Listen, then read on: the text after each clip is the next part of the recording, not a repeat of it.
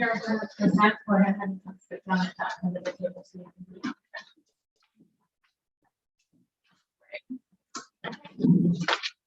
Okay, here we go. Corporation of Harpers Ferry Budget and Finance Committee on February 22nd, 2022. This is our regular meeting.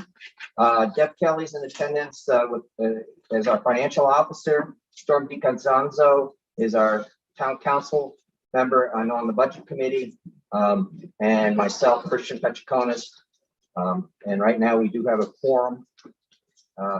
Note, I'm going to give the chair.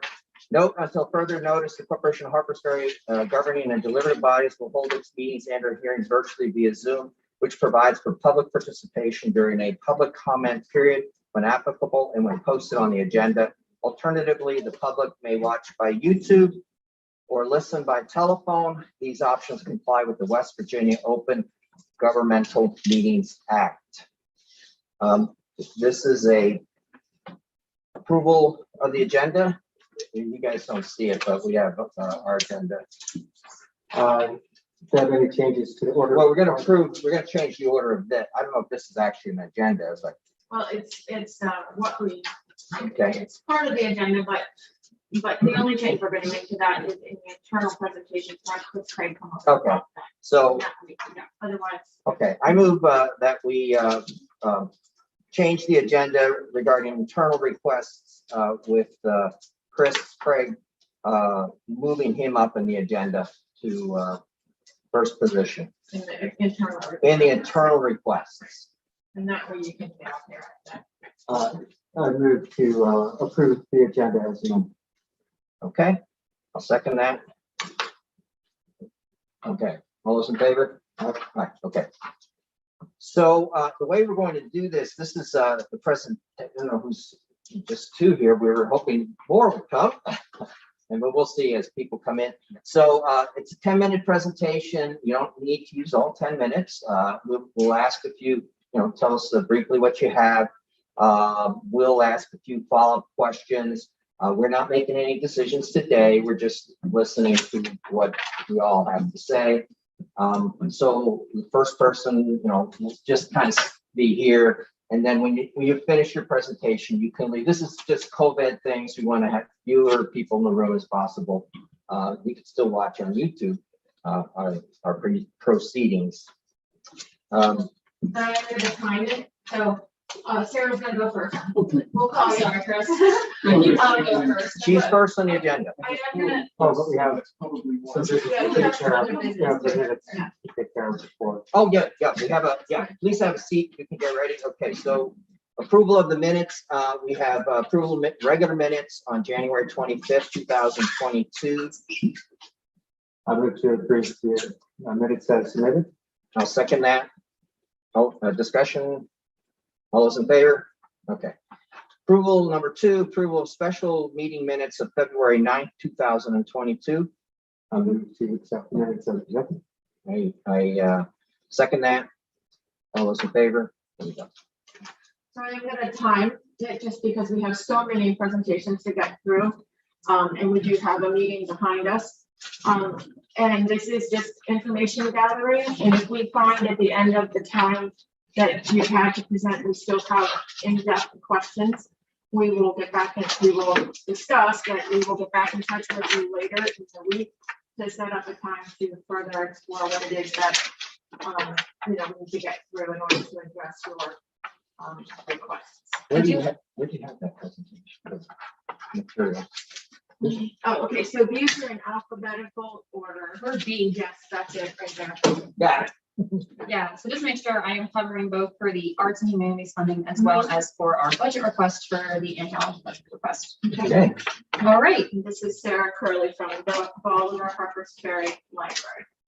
Yes, my name is Sarah Curley. As Deb just said, I am the director of the Baltimore Harpers Ferry Public Library. I am here to request for our annual funding of $3,200. What I listed in the letter covers just 2 things, but as you know, it's a library, we do cover many aspects. So in the letter, I do require mention that broadband, which we provide hotspots for the community, it is a yearly cost of $2,160. This is something that we added during the pandemic and has been continuously used. Another thing we're seeing is that homeschooling has increased quite a bit nationwide, from 5.4% in 2019 to 19.5% nationwide by May 2021. And it has increased since then. I just don't have the exact number, which is why I'm providing the May 2021 number. And so we do try to expand our collections for our community. And I think it'd also be important to expand some homeschooling materials as well. This could provide globes, maps, maybe some hiking resources, art supplies, things that people could check in and out. That way parents aren't constantly having to, it's an added cost for a parent to constantly have to buy each thing for just one piece of their curriculum. And a lot of people that do homeschool are sometimes on very fixed income. And this stuff would also still be able to be checked out for beyond the homeschool parents. So as you know, we've been established since 1977 as a library serving the community of Jefferson County, Bolivar, and Harpers Ferry. We love helping the community as well as establishing projects and programs and being a place for the community to come, gather, and be a source of information and utilities. I am a notary of the Harpers Ferry Library, and we're the closest notary in town. Unless you are a member of the BCT Bank, they will send you to me. So we are very beneficial. We still provide fax services, which is often used in medical records. We still, and with Staples being gone, that has been something that people still utilize us a lot. We offer programs for both adults and children. And we do collaborate with a bunch of the local businesses in the area. Does anyone have any questions in regards to the first part of the funding? That's in regards to arts and humanities right there. So Yes, but this isn't. So the 3,200 that you're asking for, you're breaking that down as 2,160 for the broadband and then 1,040 for the homeschooling materials. So I'm just giving an example of what stuff is going to cost. Like we still have a budget in regards to books and DVDs and printing services. Like these are all things that we continue to do. It does cost. I wanted to let people know that it does still cost $2,160 to have broadband and homeschooling. If we do add things such as activities and games that a lot of homeschool families do, that really increases. We could easily go above the $1,040 that's on there. So that's a new expense. I'm new to the council, so. Oh, okay. So our budget has been pretty stagnant for quite some time. We did just receive an increase from state grant aid. However, that increase has to be met by county and local funds. And that's the first increase in 10 years. So yes, this is in regards to the $3,200. This would cover, yes, part of broadband and homeschool materials, but it could also help cover for books and replacements and for library supplies. And also, let me just jump in that we have a line item on our budget for library. We increased that last year from 2,000 to 3,000 so that they could designate some of their money that they received towards this broadband. It's not a specific thing that we're saying use this for that, but we gave them an increase to be able to do that. And it's been very beneficial because we do have patrons that really do utilize this material, both that they have a lot of people that are using the internet, so it slows down their internet service, or if they don't have internet in their area. We do have one patron where she just can't even get internet out in her area, no matter how many times she calls, because she's too far out of reach compared to other people for the internet company to think it's necessary for her to, it's not worth their effort to, I guess, install internet out there. Cool. So I'm trying to be quick because I know it's a 10-minute. You're doing great. Great. All right. And then as part of the library, we do try to provide a lot of, this is now in regards to the arts and humanities funding. Funding request. So as a library, we typically try as far as we can to provide as many classes and opportunities. One thing that has been really beneficial and people seem to really love is our ceramics program that we've been adding.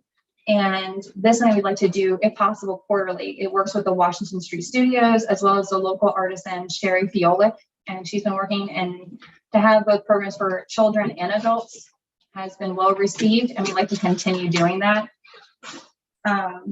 Since some of the, because due to how like the slow startup again of after we've opened the doors, we went from doing a lot of take and makes and a lot of programs that way to being completely open to the public. There has been, it's like people I think are being more and more comfortable coming into the library and utilizing the sources and coming back in. So we're getting more and more people back into the library, and our programs for adults actually has filled out. Like every time, every program, it gets, when they have a certain number, it gets full. So there are some programs in the arts and humanities that we think would be really beneficial, not only to, will be to the town. And some of them include some permanent structures, such as a painting of a mural, as well as a mural on a water drain that we have. I don't know if you've been to the Harpers Ferry Library, but we have a water drain that I think could just use a little bit of lipstick on it. And it would be very pretty and artistic if we could get something that would be very eye-catching for people to look at. A lot of kids play by the watering area and jump and move all the rocks. And it's also where we have picnic tables. So it would be really great. And then as being Jefferson County, me and Harpers Ferry, we have a lot of hikers that come to use our internet or Wi-Fi, for use of charging and for printing anything that's needed.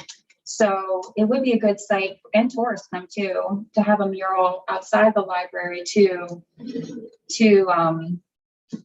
I think just to kind of, because there is that art collection that's going on in Jefferson County, I think it'd be good if we could expand it into the Harpers Ferry outside of like the Charlestown realm. So some other things would be some storytelling for adults and all ages would be Mark Twain, a historic impersonation. And then there is a author, Kevin Sherry, who does a very dynamic storytelling that we think would be an artistic, captivate with an artistic flair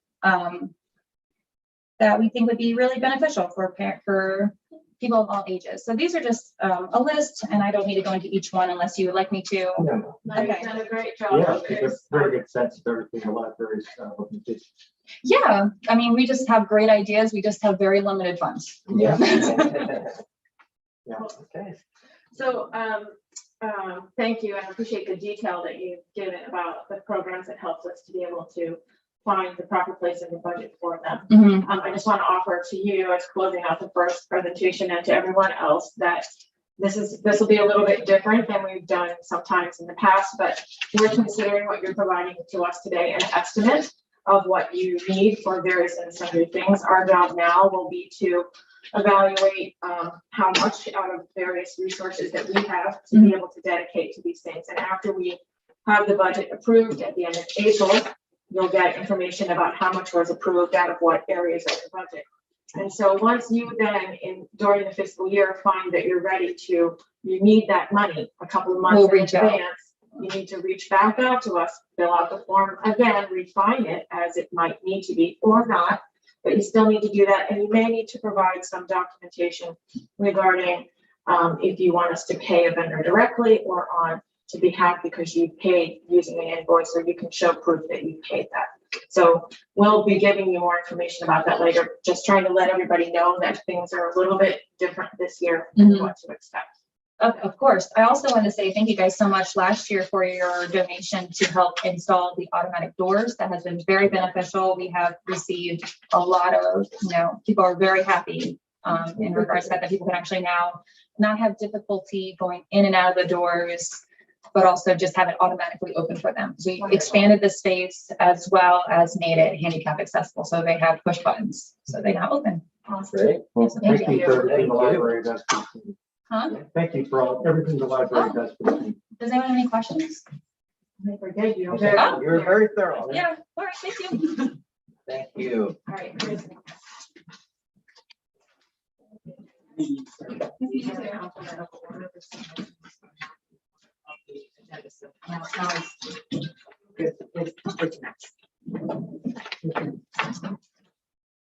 So I fired off 4 requests yesterday. Yeah. What are we talking about first? So you're talking about Canal Towns partnership. Okay, And then unfortunately, we didn't get you quite in the order, but of being able to do them all together, but the tear is apart. All right. Okay. Well, Canal Town's the easiest one. Harpers Ferry, Bolivar is a joint membership in the partnership, and we were founding members. And it basically has two goals: sustainable development oriented around the trail, and services for hikers and bikers coming into Harpers Ferry. And Laurel's been a representative in the past. Betsy Bainbridge was for many years, and I'm Harpers Ferry's rep now with Sharma Quarles from Bolivar joining me there. And $250 is this Harpers Ferry's half of the annual dues. So Okay. All right. Yeah, we've always Pretty given it up good. as it comes out of economic development. Okay, that's great. Awesome. All right. Next, so that's it for a while. that's it for Or? number one. Yep. Yep. And then, Do we want to do all of them? we have a couple more, well, we didn't adjust that in the agenda, but we have two more and then back to you for flip flop. Is that okay? Two more for Two what? more and then back to you for flip flop. Okay, sure. All Well, right. we're moving you up on the internal up to number one. So then you can leave right after that. Okay. Thanks. All right. So the next one. The next one is the Cemetery Board of Trustees. Right, and they're not attending in person, but they are putting in a request for the restoration of the western portion of the iron fence of the historic Harper Cemetery, the portion along Fillmore Street from the small gate to the Lockwood House property.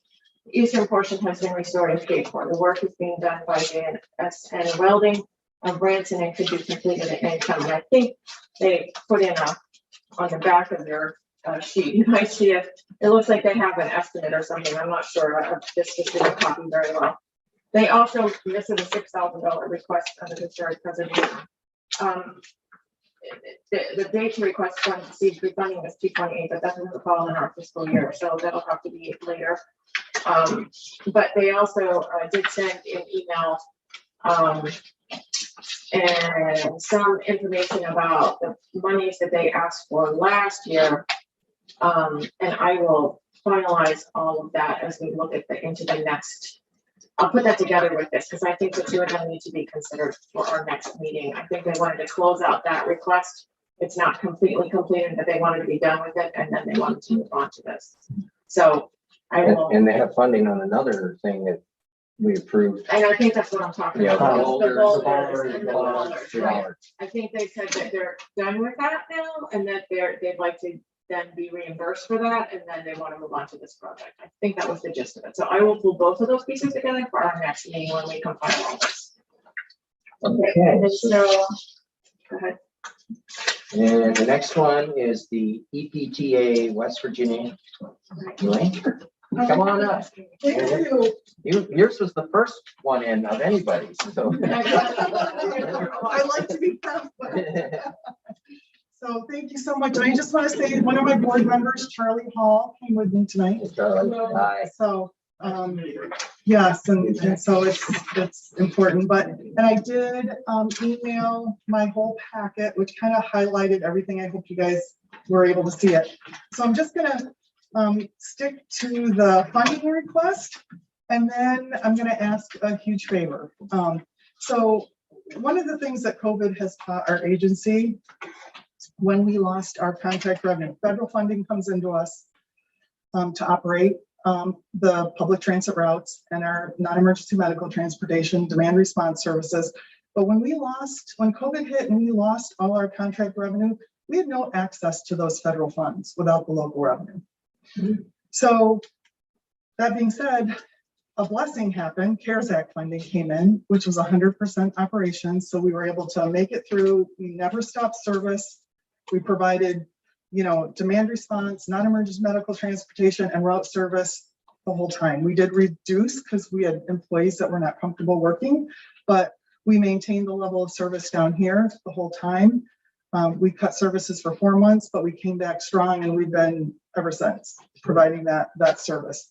Our demand response and non-emergency medical transportation has grown 36%, while our route service has decreased, but that's to be expected. People are working from home.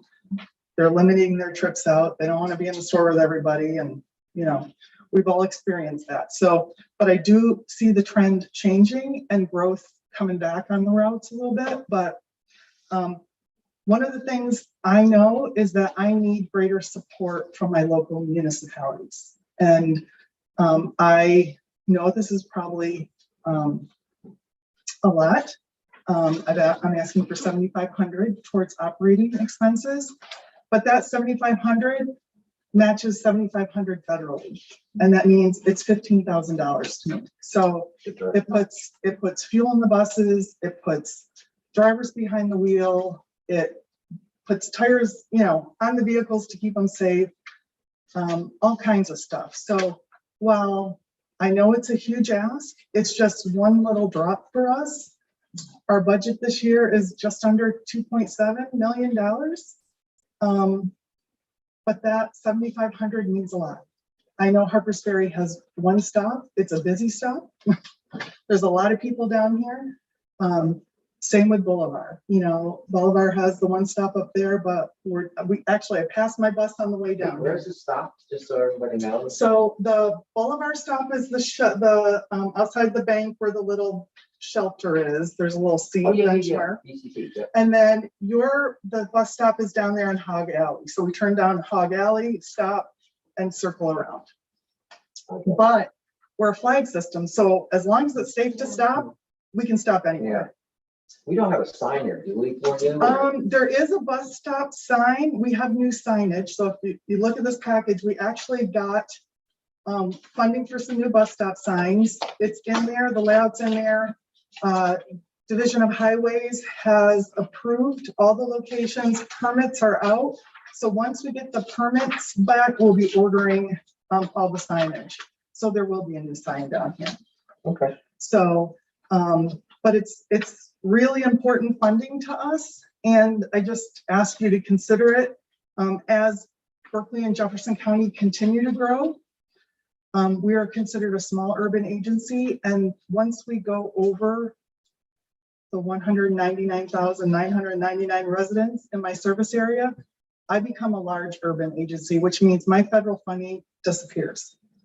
Yeah. And so it's critical.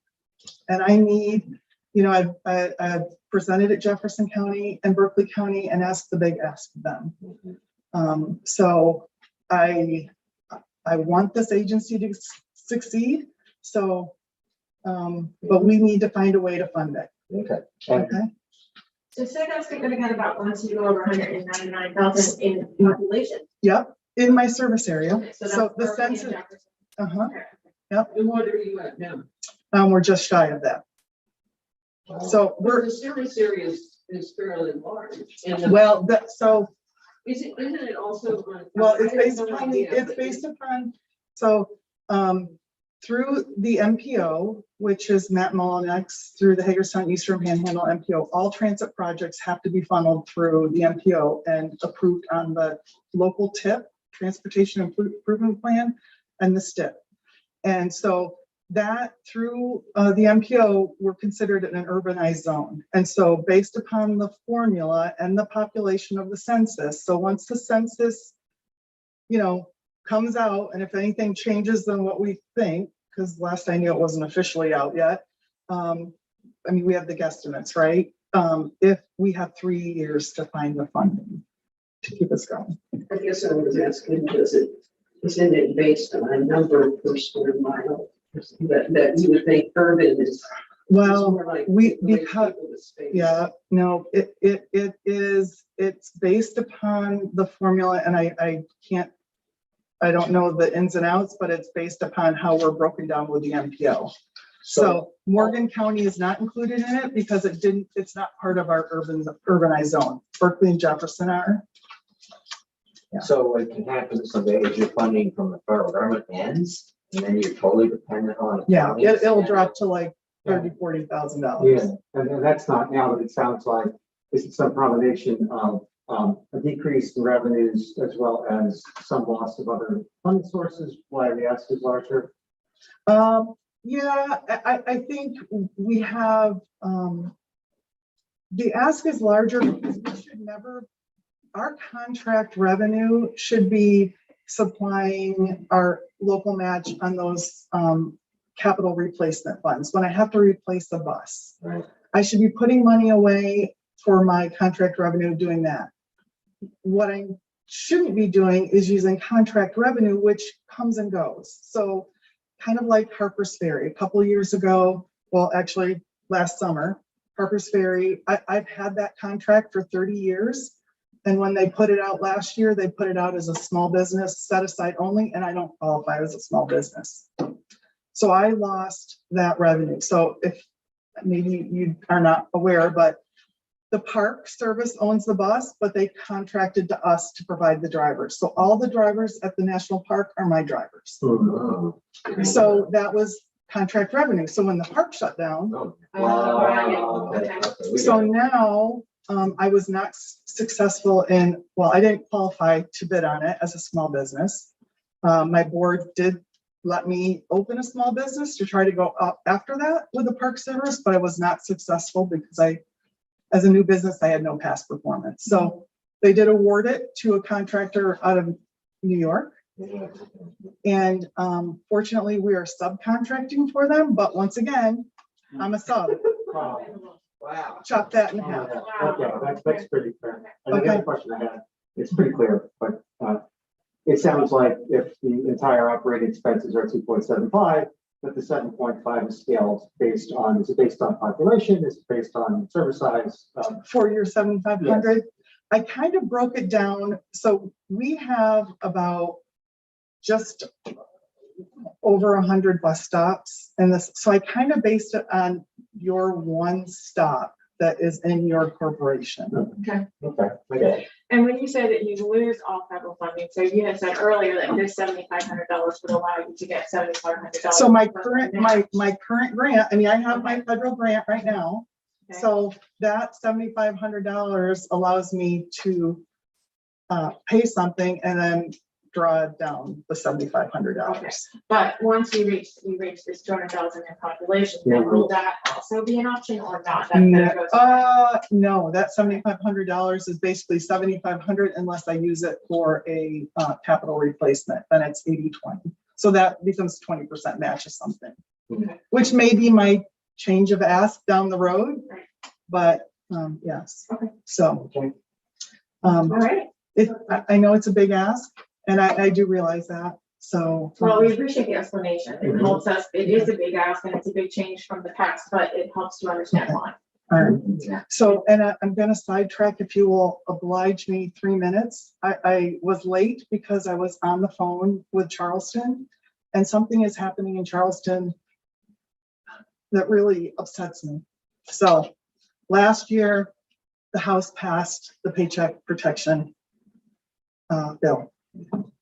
One of the unexpected consequences of that bill is that when we apply for our federal funding, we have to open our grant with the FTA, which is the Federal Transit Administration. They send our approved grant to the Department of Justice to make sure we're in compliance and not in some civil lawsuit or anything else. Once it clears the DOJ, they send it to the Department of Labor. Department of Labor will not sign off on a grant till it comes back to West Virginia to the unions and say we are in good standing. For those agencies in West Virginia that have a union, I do not, but it is important to the state because there are agencies that are unionized. That bill says that you have to negotiate fairly with the union, right? It says you no longer, but for our grant purposes, the union, the West Virginia unions has to approve that we negotiate fairly. So they're saying, nope, we're not going to approve it, which sends kicks our federal money back out. So right now, our bill is stalled. We have a House Bill 4331 that basically is asking the House, the delegates, our legislators, and our senators to approve House Bill 4331 that says that mass urban agencies are exempt from that paycheck protection. Doesn't mean we have to do it. It just means we're going to negotiate fairly with them. And they've sidelined our bill. It means federal funding not coming into West Virginia for public transit. And I haven't really been able to talk about this much outside, but we're here. I know people are watching. You need to call your legislators and say, you need to approve House Bill 4331. It is important to the entire state of West Virginia. There are 5 agencies that fall, that their funding can be affected, and they're big. Huntington, Charleston, Parkersburg, Clarksburg, and Wheeling. But we don't know what it's going to do to the rest of us. So call your legislators and support House Bill 4331 to make mass urban public transit exempt. Yeah, thanks for sharing that. Okay? Yeah. I didn't mean to be political, but it's very emotional right now. And it's, calling Senator Trump, calling Senator Blair and saying, you've got to get these, you've got to change this. Well, yeah, because mass transit does serve a lot of people in ways that I think. Listen, people get on public transit to go to work, to go shopping, to go recreating. They come down here. I mean, we're what drives economic development as well. And I said, the people that rely on us for dialysis and chemo and life-sustaining treatments, I mean, every day, I make sure that those people that need us are taken. Rain or shine, snow or ice. If they're able to do it, even on the worst days, we will take those people to dialysis and chemo because that's what they rely on. Okay? Thank you. Sorry, I'm gonna get off my high horse right now. Thank you. Good presentation. Okay, so the next one, we got a repeat here, Flip Flop Festival.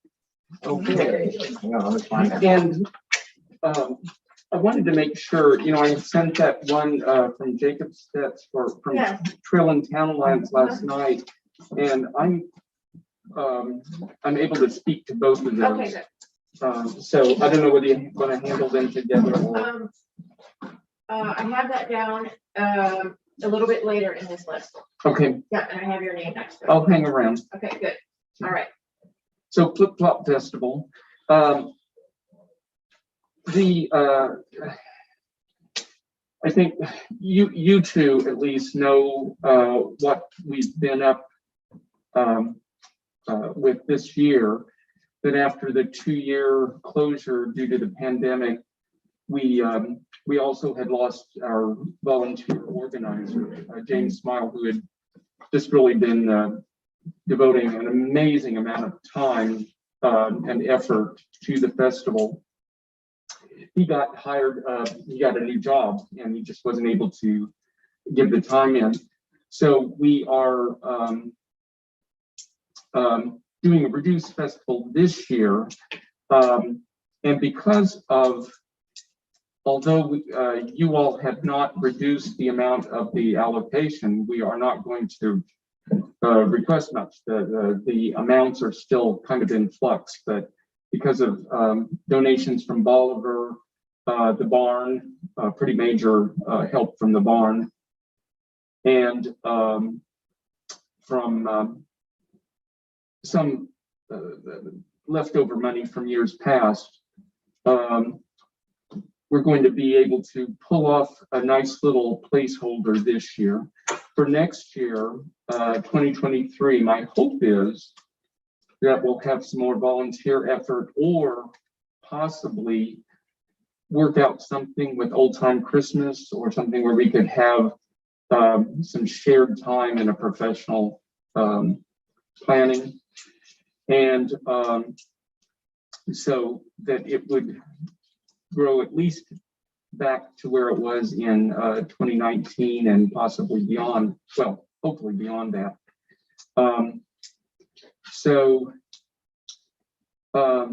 That's where we are with that. I think this $1,500, it's at this point, it's hard to give you any kind of an exact budget, but it's kind of a placeholder where we've been in the past and seeing where we'll be going in the future. You're trying to keep it alive to grow it back up. Yeah, because you were critically wounded with literally with closing it. Yeah. So it's a request that's consistent with past asks, just that we've had this gap period. I think it was more in the past. It is. Yeah, it was March. A lot more. And, and we've always done a nice little fundraiser with our progressive dinners. We've, It was a big event. ATC has been very supportive. The park, the national park has been supportive in the past. That's lessened now. They're getting a little stricter on their permitting and So putting in. So basically, the organization is seeing so much more from volunteer hours and kind donations. This is just helping bridge the gap. But also it's less because they're not quite ramped up because they're recovering from COVID still. So they're trying to do something to keep it alive.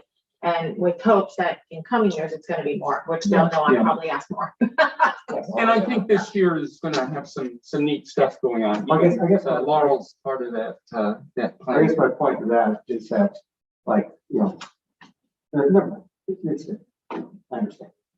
And we typically pull this from And economic. I remember this thing was starting to get some legs. It was getting bigger each year and then shut down. Yep. Yeah, not only 1 year, but 2 years. Yep. And I think it was a great event for the community, the trail community. And as the owner of a B&B, we participated and, so all the little businesses could be a part of this. It's a nice deal. And we get a lot of, in both from volunteer efforts and from donations, we get help from a lot of different directions. Oddfellows is going to try to pull off a little vendor's fair even this year, which is a big undertaking. And I'm sorry, what is that fellow's gonna do? they're going to have a little vendor's fair that they're going to try to. They're gonna have their own vendors fair, and there'll be another vendors where there used to be. Where it used to be, yeah, because those of us in Trail in Town are not going to run the vendors fair like we have in the past for the football festival. Yeah, the things that we started with were the evening event at the barn, Saturday, 4/23, the breakfast for the hikers send off, and the hiker workshops for the through hikers coming in. That was the impetus early on to promote the concept of flip-flop through hiking. And so that's where we are. I give credit to this flip-flop festival for how the awareness of flip-flop as a possibility for hikers instead of, it has reduced the northbound crowd. Yeah. Because so many people have considered it as an alternative, which is good for the trail. It's been very successful in that way for ATC and for the AT. It's spread out the population, and it also has been great for Harpers Ferry because we have people coming in here twice, to start their hikes and then come back when they're done with half of it, do the other half here. So, and presumably when they start here, they have more money than when they're midway through. Or Well, I think the big thing for us now is the big sense of how the funding stacks up in prior years. And Yeah. And we still want to grow it to where it's our goal is to make it a very well-rounded celebration of the outdoors in general. So, Thanks, Chris. anything else? Nope. Okay. Sounds good. Hang around though. Yep. Hang around. I'll be back. I'm gonna bring Kathy Balt out, and then we're gonna do the Merchants Association, and behind Kathy will be Nadine for the Historic Town Foundation. Mhm. And then we have a couple more, and then we'll get to Mr. Parfell with the Appalachian Chamber Music. Okay, Kathy, you're muted.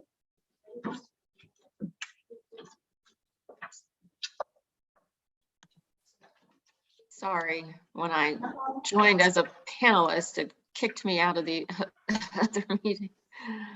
I apologize. I was going to be there in person today, but when I saw the list, I thought I better Zoom so I can make it to my next meeting. But thank you for having me. We did submit 3 requests this year, 2 smaller ones, and then one our big one, Old Time Christmas. I thought I would start with the smaller ones, if that's okay. Sure.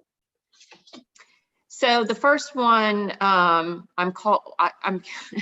event or project name. When I wrote that yesterday, I was like, what could this be called? And it hit me, Worth the Voyage. What we're hoping to do is do some Facebook boosts, especially during the 340 closure, sort of reaching out to a wider net. And promoting the town and tourism and the Experience Harpers Ferry website, and kind of playing on that, Jefferson's quote, worth the voyage, because there will be a closure, it'll take longer to get here, So basically, if some people could cross the Atlantic, you can come exactly. around. Exactly. It is a beautiful drive, if you're coming through Loudoun County or, down through Washington County and down that way. But so I think either way, if we just keep pushing it and promoting it, then hopefully we won't see that much of a drop in tourism during that closure. Yep. Yeah, Good. super clear. And we were asking for $200 for that. Okay. And boosts, depending on how far you spread your net, they're like $10 to $50, I think. Yeah, Okay. a little bit goes a long way on Facebook. Yep. Okay. The second request was for the reprinting of our map brochures. We still have quite a bit. It's in the slower season now, but we estimate that, by mid-summer perhaps or later, we'll need to do another reprint. I got a quote for printing 10,000 map brochures. And so we were gonna ask for a marketing grant from JCCVB. BCT, they do an ad in the map brochure, so we were gonna ask them to do that again, and then we were going to ask that Harpers Ferry and Boulevard split the remaining. So that is a total of $372.50. Great for sure. Yeah, that's very clear. And the last one, of course, is Old Time Christmas. A big one. Just a little big one.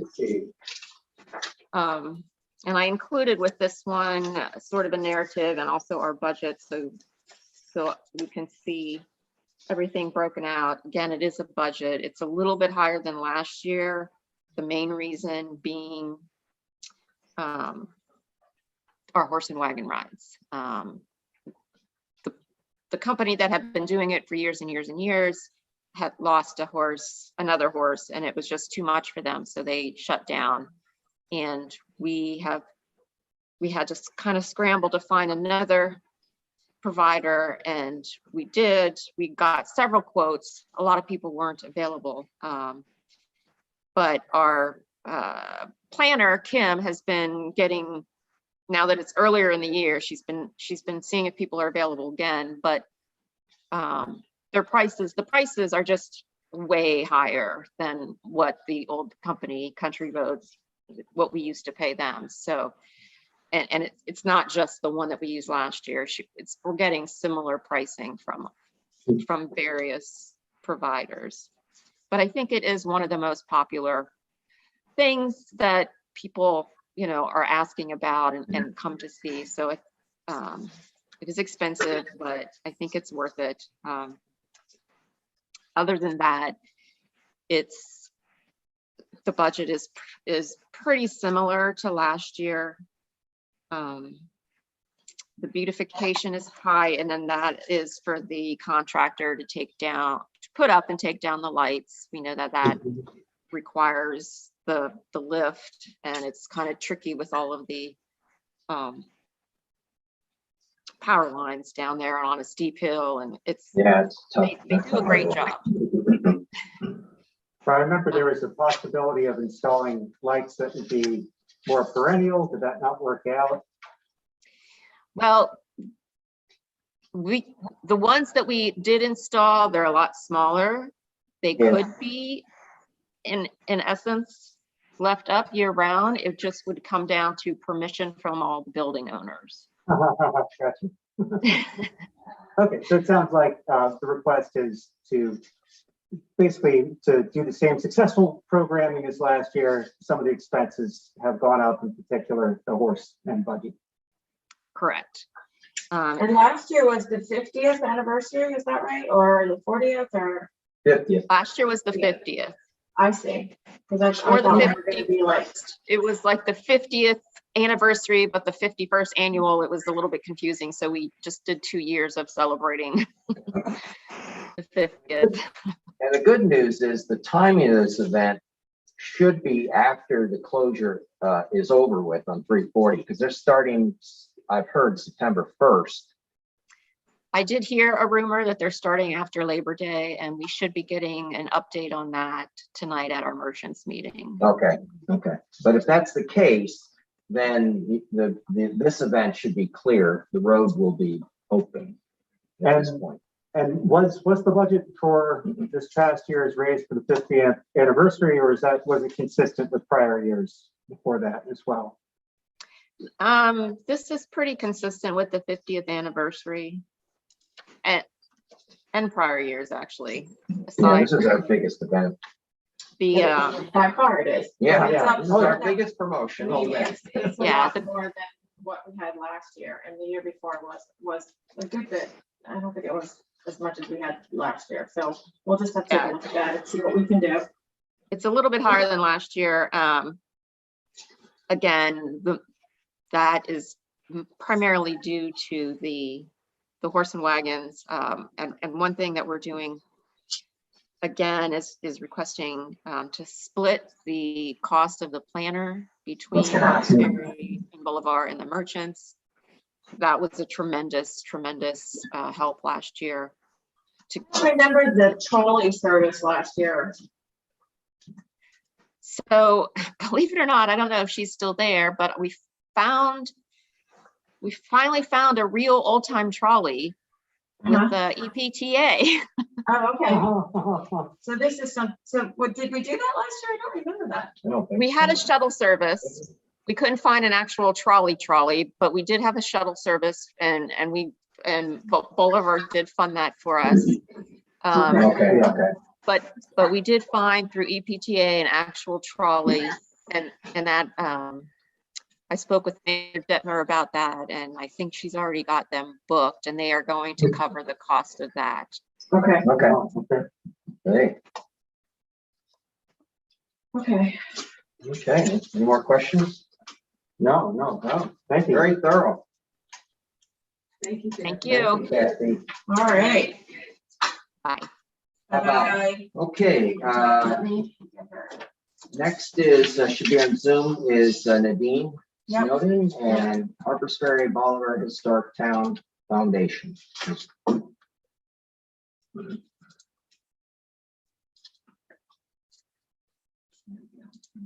There we go. Yeah, she must be.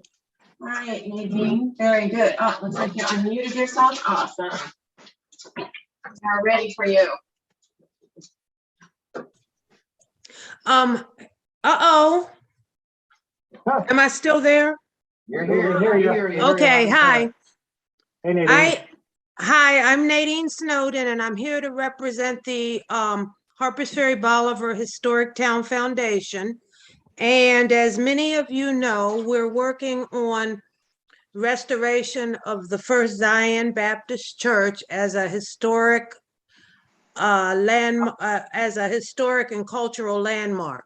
The church was built in 1894, and it served not only as a church, but as a local meeting place for the African American community. So our goal is to restore the church and use it as a educational and artistic place where we can host programs for the communities of Harpers Ferry and Bolivar. So the budget request, I have two. The one that is concerned with the church is for $8,000. And it is for restoration of the windows and for lead abatement. We have applied to the state of West Virginia for a grant, which is still pending, but we need 15% matching funds. And this request is to provide part of those matching funds. Okay, So you're saying that the whole project is $78,500? Wow. For the window restoration and lead abatement, yes. Okay, just, What kind of is the restoration, is it stained glass windows? I mean, what? Oh my, it's just to restore the current windows as they are. And yes, some are stained glass. some are, and they don't last forever. They have to be, But they're large and in an advanced state of decay. right, they have to be repaired. And And then there's lead associated with them. And we've supported them in the past with the roof. And that is the most critical thing. And then the next thing you really have to do is windows. so The is it- first year, we did a little foundation work in the back of the church to shore up the pastor's study, which needed some help. And the second year, we put a roof on the church, which we're very proud of. That was with help from the state of West Virginia and from Harpers Ferry and from our own fundraising. And now the next stage in this process of restoring the church is the windows and lead abatement. Okay. So it's correct to say that this is the next part of this project that was embarked upon. And that it's. the This town- is ongoing, Okay, okay. and we've made good progress, and we're trying to continue to do so. All right. yeah, no, the ask is clear. Thank you. And then you have a trail book on here? Yes, I do. We typically have asked for $1,200 from Harpers Ferry and 800, $12 and $600 from Bolivar, for a total of 1,800. The trail book is not really for us, it's for the towns of Harpers Ferry and Bolivar. It's through the Gap Conservancy. the Gap Conservancy, and it's distributed, I think, to the merchants and around town for our tourists. It's for tourism. And what's the name of the trail book? Trail guide, yeah. It's just the trail book. I Okay, had one at home. I should have brought it. okay, all right.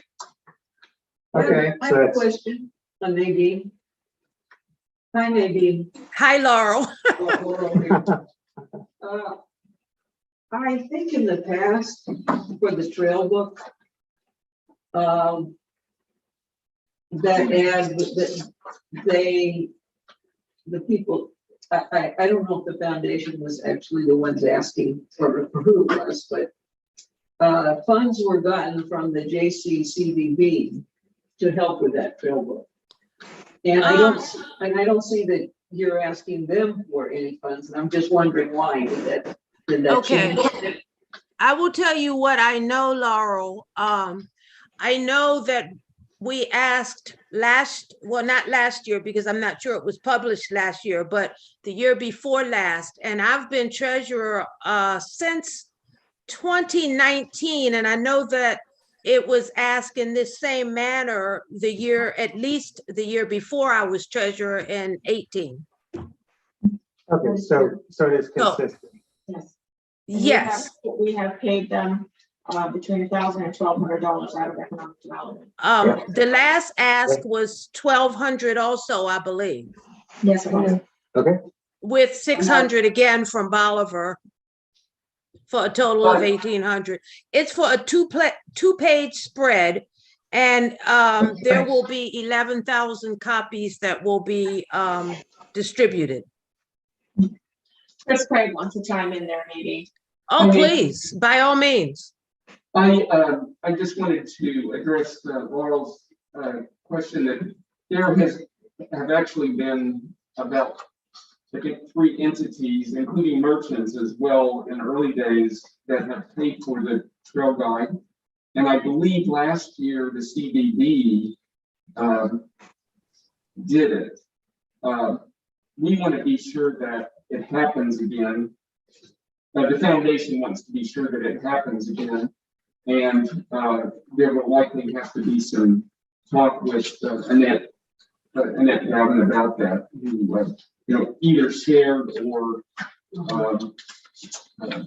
Well, I just issued. remember that the CDD actually designed the pages, and they had a designer who did several pages, and then they charged merchants to be on those pages. But they also had pictures and text that was done by the designer, and the designer also did the map, the 2-page map that was on it. So I was wondering, how does that relate to this 2-page spread from the foundation wants to put it in? I think it's one and the same, but as I said, it's passed back and forth in the past, and there will have to be some decisions made there. I believe that the CDD did cover everything last year. There had been a gap because of the pandemic that they actually, the gap trail just reprinted 1 year in there. And then I think Annette came in and took care of last year. So there'll be some talk. Certainly there will not be a foundation request if the CDD does it all again. Yeah, and we still have, there's time. so it's the same objective, and it's consistent. It's hopscotch, but it's consistent with spent in prior years. And it sounds like this is something that it still may not actually be spent out of this bucket, but making sure that it is here, it sounds like, is what is being proposed. Right, if they can't get the money from somewhere else, right? I guess I still don't really know what the 2-page spread is. If the CBD is doing their own spread of Jefferson County and the different towns and maps, what is different about what you're proposing for the 2-page spread here? I guess that's what I'm not sure what it is. Because aren't they also highlighting Harpers Ferry and Bolivar? Or is it more detailed to Harpers Ferry and All the Bolivar? businesses in Harpers So it's Ferry. specific. It's very, I just looked at it before the meeting, and it's got a map of Harpers Ferry and all the businesses and. Yeah, I just looked at it before the meeting too, and we're I don't just know. highlighted as one of the towns along the route, And I think along the towpath. what's happened is that there may have been a year or a time when it was done by the CDD. They're no longer doing it anymore, and that it has been done by this method in the past. And the funding that's being asked for now is consistent with what was done in this Is case. that what you understand too, Chris? Is that CBD is not doing it anymore? I think that's to be determined. Yeah, we'll have to be working with Doug Reedner and Annette Gavin to see whether it's, the foundation with support from the towns, whether it's the CDD or it's shared. And if it turns out that this, and maybe is it correct, if it turns out the CDD will cover it, then there would be no need to draw these funds down from Harpers Ferry. Exactly. Okay, Okay, that's awesome. That's really good. All right. All right, Nadine. Thank you. thank you, Nadine. Very good. Bye-bye. Bye-bye. All right, next, So next is, Yep, okay. go ahead, Trail and Town Alliance, Chris Ray, back on the seat. And then we'll come to the Appalachian Chamber Festival. So you're over. Are you getting sick of seeing me yet? Never. This one here, this the one? Yes, the handwritten one. Yeah, okay. Yeah, and Jacob Stitz couldn't make it in. That was kind of a shared effort for Trail in Town. But he has included two things in here, what you're looking at. One is he did a shopping trip where he made estimates for tools and materials that would be needed for work on the Ridge Street connector that we have talked about. Okay. There's another pretty substantial cost in there. I think it was 600 some for gravel.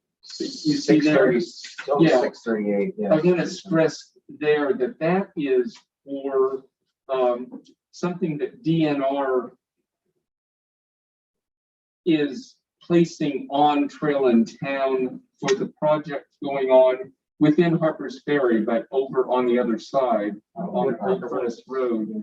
They said that Trail in Town would be allowed, without support, to redo the little parking lot over there. And you all know what lot I'm talking about, just north of Cedar Hill Cemetery, on Old Furnace Road as it wraps Oh, around. yeah. Up to Ballard Heights. On the left. Yeah, and that would be the parking lot for the trail work going on over there. So that is a great project going on over there. It would benefit Harpers Ferry and Bolivar and the whole region a lot, but it's nothing that we've talked about in town council before. I just wanted to. Okay, so that's a new thing. Yeah. So, Okay. um, I'm impressed with this, very conservative, reasonable, cost of different items. I think it's really- Did you get the money? yeah. Well, from the very beginning, Trail in Town has done a lot with nothing or near nothing. And so all of the trail work has been basically so far volunteer efforts. We're going to have a cleanup over at that parking lot and the area this weekend, which some of that's going to be in Harpers Ferry, some in Bolivar, and some in the county, but it's going to clean up a mess of trash. So volunteer efforts, and then we are getting some donors trying to raise money over there for the insurance cost, because that's another thing DNR is not going to help. Insurance on the trail work over there, and have raised about $400 out of $600 needed for that so far, just through one little fundraiser. So is it fair to say that this may be a new ask, but it's consistent with other asks where it's this amount of funding that will unlock a lot of volunteer hours and kind donations that will produce something? Yeah, and at some point, we're also talking with Parks and Rec about the connector and some of the trails we've talked about over here being a town effort, maybe a new town park, which would mean that the town would cover more of those expenses directly internally, whereas Trail in Town would be kind of the unpaid contractor with the volunteer hours. So some of that could shift and change, but I had suggested to Jacob that he make a shopping trip and come up with some estimates, whoever's covering that. So that's what you see before you're there. Okay.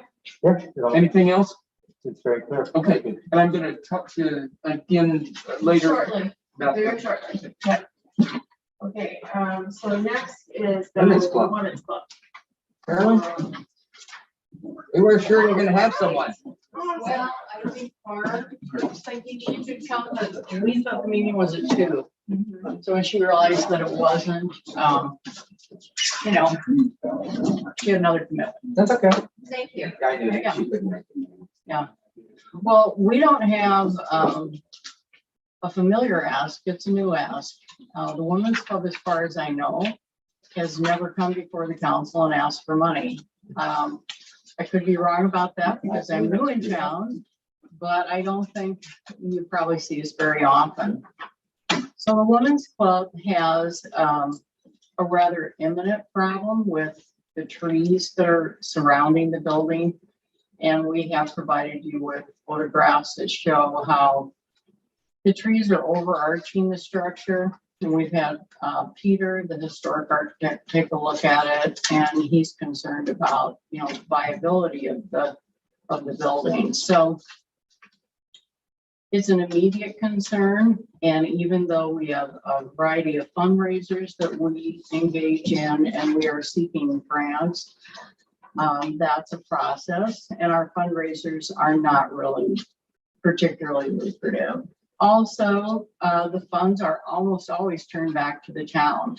The Women's Club donates whatever it does realize to the libraries and other institutions in the town. So we're asking for help with the trees, and I think the figure that we put was 5,000. Yep. The quote from S&K would require the Women's Club to have more than that, but we have had a meeting and the members have agreed to take 5,000 out of the treasury and then seek the remaining funds elsewhere.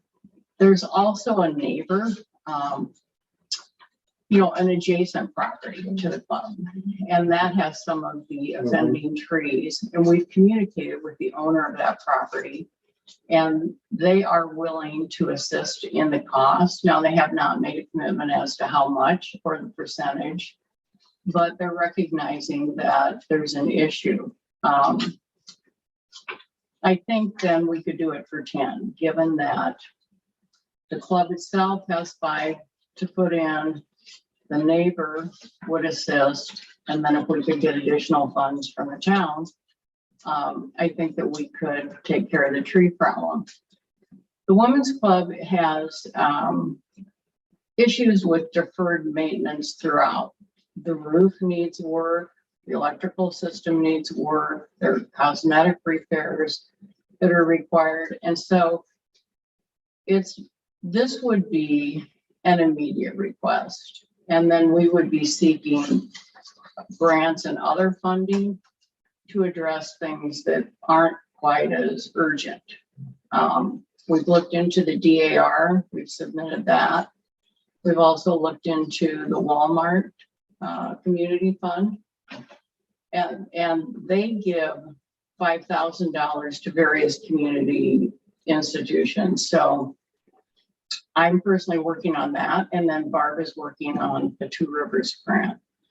But I'm sure you're all aware that those things take time, and there's really no guarantee that we're going to be successful. We're going to keep trying because the Women's Club has a number of needs, but it would be great to have some immediate help from the town. I feel like the Women's Club has given a lot to the town. They do the herb fair, which is really fun in the spring. They host the 4th of July celebration, which brings the community together. They have their annual flea market, which generates a lot of traffic. May not be, you know, a real money maker, but it's a fun event for the town. And then recently we've been doing Thanksgiving food drive, and we've had great participation with that. We've taken the food to the Jefferson County Food Bank. So I think the Women's Club is very instrumental in the town in fostering a feeling of community and neighborliness. I think it always has been. It's existed for 100 years. And I know I'm proud to be a member. I mean, I feel like its goals and aspirations are all very civic minded.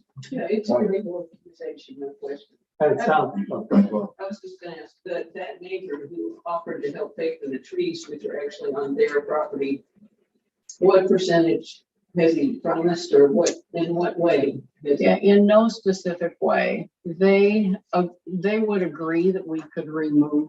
So the law, as I understand it, is you can remove branches or limbs that are overhanging your property, but you then must return the materials, which is kind of silly, but oh well. If they want those branches, they can have them back. Yeah, this is their problem together. Yeah, you have to give them to the owner. As far as, you know, a tree that might be like in the middle of their property that looks like it could fall or something, you really can't go there without their consent. So they haven't given us a specific amount or percentage. What they've said is they would assist in the cost of removing the overhanging limbs. So that's, So well, I can say I've looked at the site actually today, and there is an immediate need for trees to be removed. It's an endangerment of the building. And is it fair to summarize it by saying that, like Christian is saying, it's immediate need. Women's Club is not asking Harpers Ferry to take all this on its shoulders, but to help out at this critical time. And that if in fact it turns out that the entire amount of the funding is not needed for the trees, then that amount won't be drawn. But that it will help greatly for an organization that contributes so much. that's a great summation. Thank you. Can I do a little point for everyone that's spoke to? Yeah. So when we did the park up here, the children's park, they got the grant for the vegetation around there many years ago and really helped get that going and spearhead it. And then they took care of this park right here for, you know. Oh, and They used to. But they've done it for years. yeah, their spirit remains. Yeah, I mean, they're, you know, they've done a lot of great things since I've been. I think they did the gazebo too, didn't they? I think they've gotten some money when that was first redone many years ago. Very far. The stone around that, yeah. Yeah, they do the sign, the historical, Harpers Ferry sign as you come into town, on Washington Street, they did that. And I have several other signs that we've retired that they had done in the past. So they've been a big supporter of Harpers Ferry. Yeah, they asked us to protect. Okay. Thanks so much All right, thank you. All right, so for you here on the committee, you're gonna want to turn to the front of your stack for the Appalachian. Appalachian Chamber Music Festival, very first one. Yes, very first. American. And then we're gonna get with you guys. And y'all are, and Mr. Chatel, you are muted, so you'll want to unmute yourself there.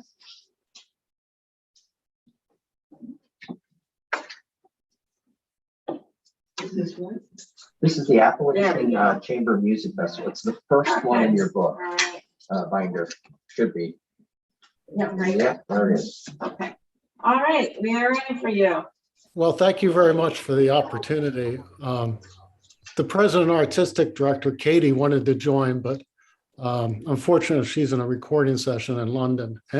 After last year, I think she spent about a half year getting the festival together, so she really has to work when she can. But thank you all for your tremendous support last year for the festival. It was a great artistic success. I think we have more chamber music fans in Harpers Ferry per capita than anywhere in the world. So last year it was $2,000 for two free performances at St. Peter's Chapel, and they were well attended, and the festival was a huge success. This year we're asking for $5,300, which is a big step increase. What we heard from the festival participants, we heard some critical things, but mainly they wanted more concerts, and the workshop, people wanted a long workshop.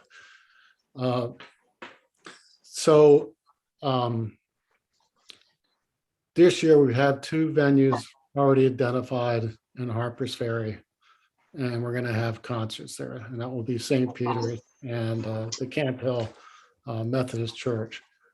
Katie's also looking to find an outdoor venue to have the finale, which is a big extravaganza in Harpers Ferry. And we'd like to work with Harpers Ferry and the Park Service to find an appropriate venue.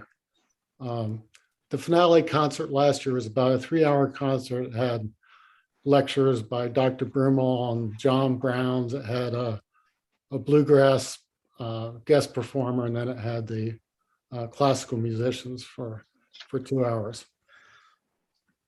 So what we're really asking for is the cost of the musicians, which are about $100 an hour, and that's 1 hour preparation rehearsal for each concert.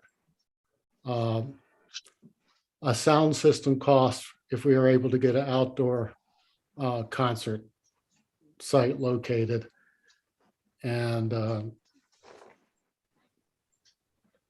contribution to the cost of the venue. So that would be paying $150 to each venue for using their facility. So I'm an engineer, not a musician. So please, I just had cataract surgery too. So if I squint, it's just a. Oh, no, it's fine. We're listening, that's all. But it's just been this tremendous support from Harpers Ferry and lodging and enthusiasm, and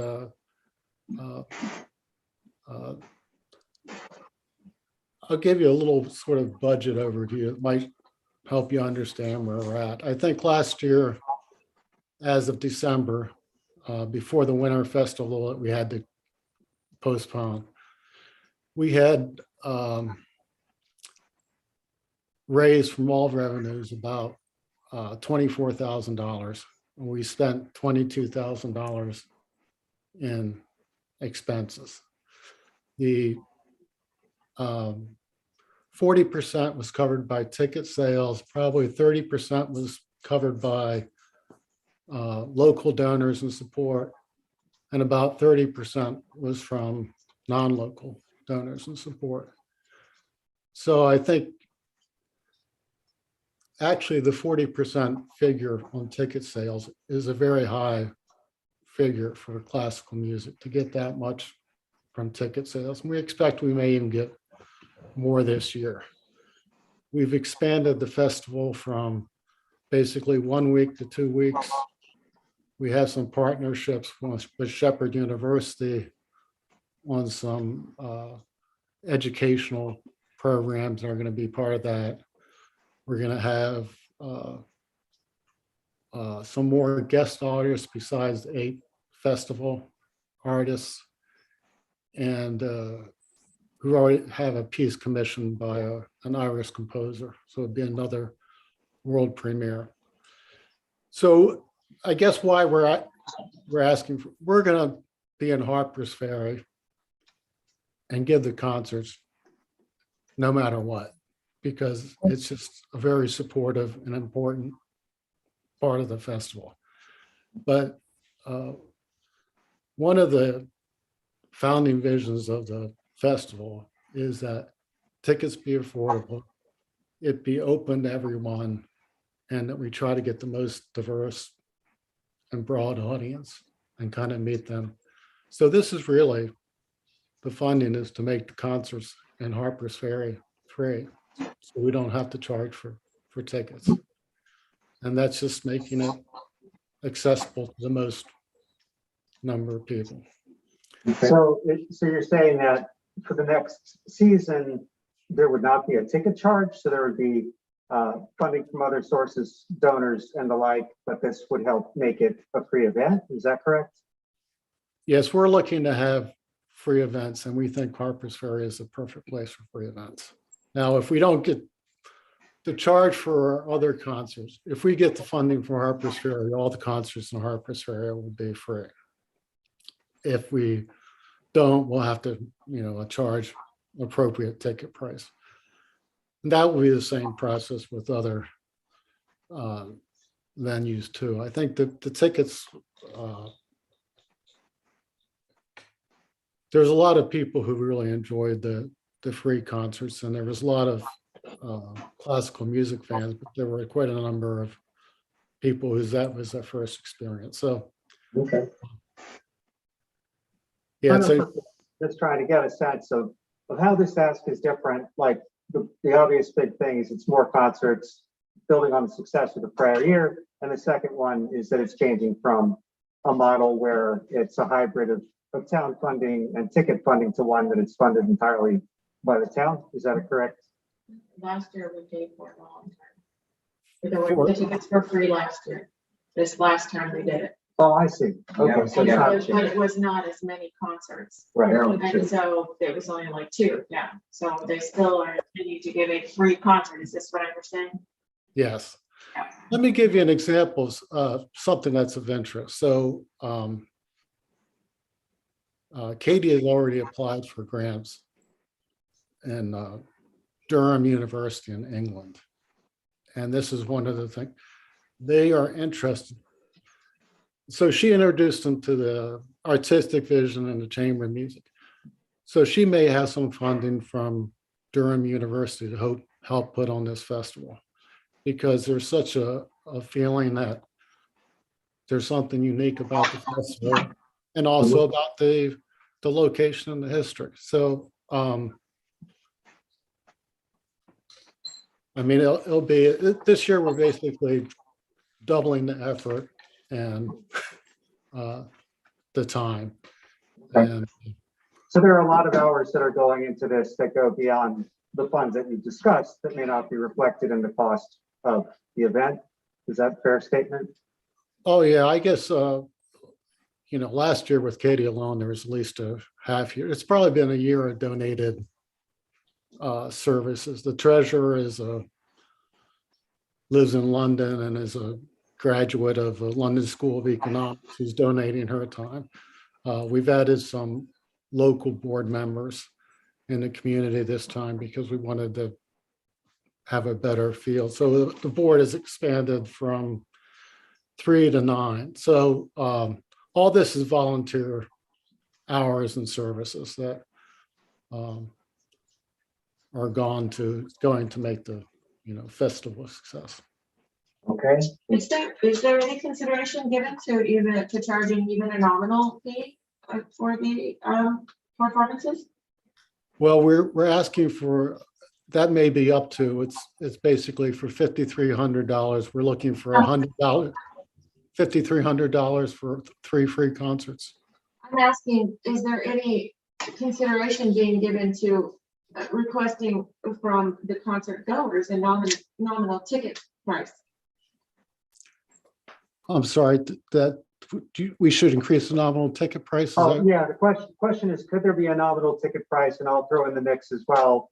If it's been considered of having some sort of membership in the organization that might help subsidize the cost.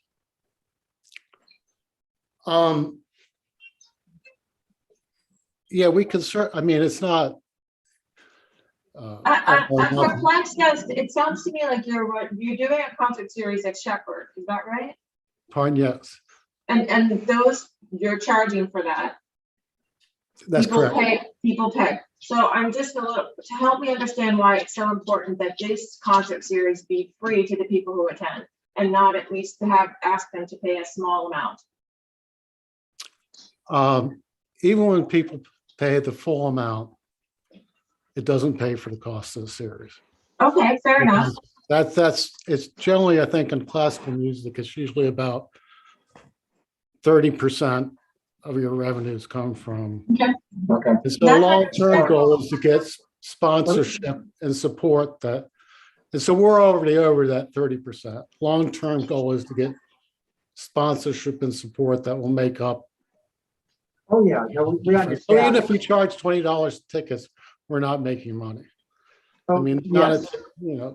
which is kind of Yes. the nature of the classical music business.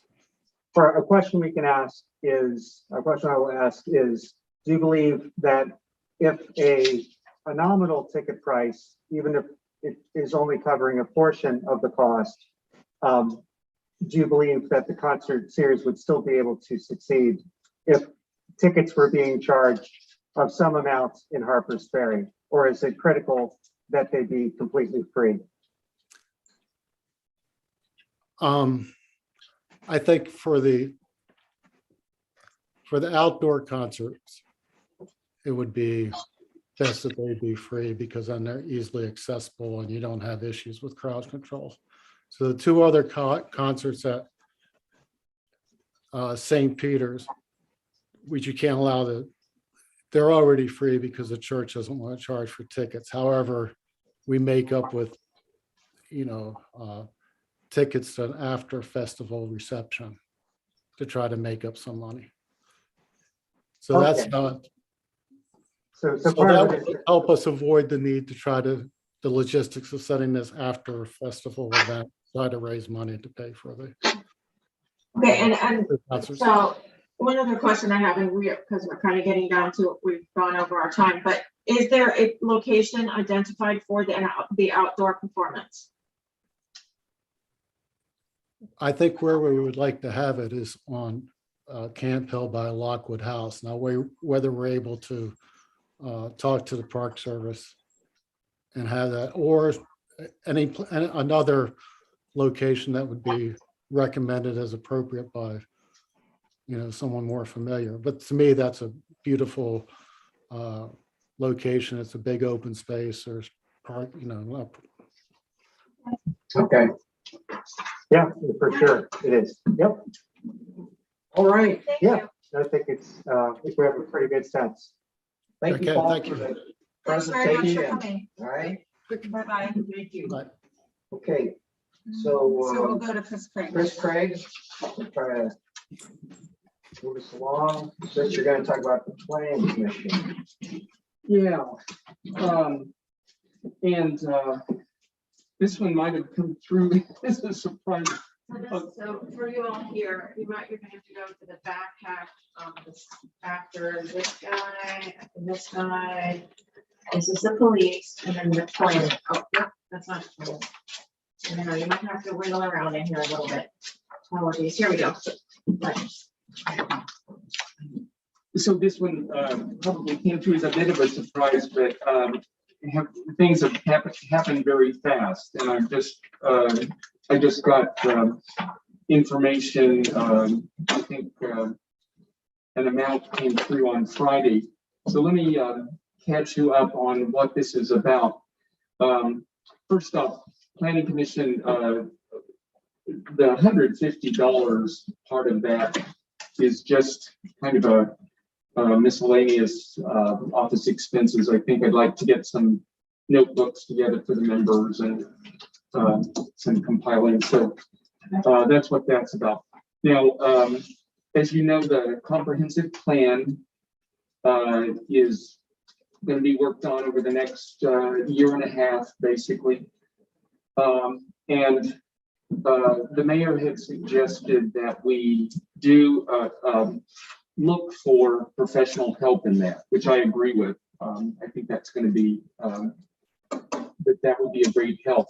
So what I started with, looking at some planning firms and everything, and for a town our size, I really began to doubt very early on that there was going to be any major planning firms that either were within our price range and would be interested in us. And so then investigated it a little bit further. I called up Jenny Brockman over at the courthouse planning department. She led me to WVU legal land use clinic, and said that they operate partially on grant money. I think originally that came out of coal money, so they were very oriented towards Southern West Virginia, but it has expanded through the years. So I got in touch with them and got a very nice response from Jesse Richardson. Did you all get so he sent me this paperwork, and we did talk about figures. He said that for their standard package on guiding a small town through a comprehensive plan, the full cost would be $20,000. And he said that is roughly 40% of what most land use or most planning firms would cost. And, but he did also stress that that is very negotiable, that could come down significantly if Harpers Ferry doesn't have that money. And anyway, it sounds like a negotiation. Also, that $20,000, would that be from a town that started from zero and not have a comprehensive plan versus coming in to review? a plan? No, he did ask me that, and for a full revision, like we're talking about, that was what he was basing that on. So, yeah, and as I've looked at some other comprehensive plans on online, you know, I think Harpers Ferry has one that I like a lot. It has some wonderful things in it, but I think there are a lot more things that we could address. And reading their background work here, it sounds like they go beyond just the goal aspect, and they really talk about how our ordinances, if they need revision, they will work with us on that. Set goals and objectives to get us going in progress. So it sounds pretty comprehensive. So this is not hiring an individual to come in and work with us. This is a team that will be helping us and Planning Commission conduct this work to arrive at this work. Well, it should be more than the planning commission. Well, but it's led by the Planning Commission by. Yeah, but I meant you're going to have other stakeholders in town involved. Yeah, basically they outline procedure here that, you know, deals with planning, town council, and then they also mentioned, I know I had just seen Dave's request that he's going to talk to you about shortly, but some of the special add-ons that they said are available for extra cost, you know, there might be some of the things that we work together on so that some of Dave's concerns might grow right out of the comprehensive plan that is developed.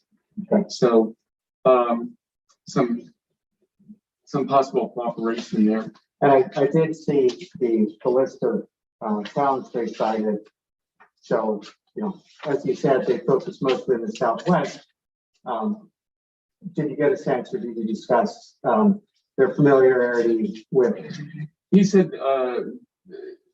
that most of the folks are very familiar with Harpers Ferry, and I should mention too, this is the group that came in after our fire in 2015 and helped the town tremendously. Chad Proudfoot, I think if I'm understanding, is a former employee of theirs. So it's not like a group helicoptering in from Montana. No, and I don't know whether it's Jesse, but one of them lives in Winchester, so not too far away. I did notice that Romney is on their list, not too far away from us, and there was another one in the extended panhandle. I can tell you two of the towns are like us, and I know them well. It's Lewisburg and Fayetteville. Fayetteville is really close, so they're going to have a national park right outside of their town, the Great Gorge, and so they will. I think, yeah. Now, I want to stress also that I'm presenting this to Planning Commission tonight. You know, they have not seen this or heard anything about it, so we're not very far along on this. And also, again, to reiterate that he stressed that this was a negotiable amount. And so Budget and Finance may be taking the lead on how much money do we have to spend on this, and maybe starting there and, you know, seeing what they can do and what we might have to dig a little bit extra for. So, okay, so that 20,000 is ballpark, could be more if it's everything plus other additional things, could be less, just depending on the scope and their willingness to work with us depending on budget. Yeah, and if Planning Commission, if Town Council decide this is not the direction we want to go, then at least we have a placeholder and an idea of some kind of figure. Again, he said 40% of a typical charge, which is a scary thought, but so anything else? Nope. Yeah, I have a question. So typically the tree committee, provides they work through the planning commission to have their budget approved because it is part of planning and then that comes forward to us. Yeah, We reached out to them individually, but we didn't. I did send emails Okay, and didn't get anything back. I think they're having a meeting later in the week. Yeah, And so it might be kind of just crossed up there, but if you can help us circle back in there, I'll be really digging in the next 2 weeks on this stuff. So if there's something afoot, if you could let me know. yeah, if I can help expedite anything, I will send If Tyler. there's not anything, then fine, but yeah, I just need numbers if there is. Yeah. I think Thursday they're meeting. I think so right? too. Thank you, Chris. Yeah, thank you. All right, so now we're gonna go back to this part. Yeah. And our Chief is coming Chief, forward. come on up. Chief Brown. You have a, this is what this looks like right now.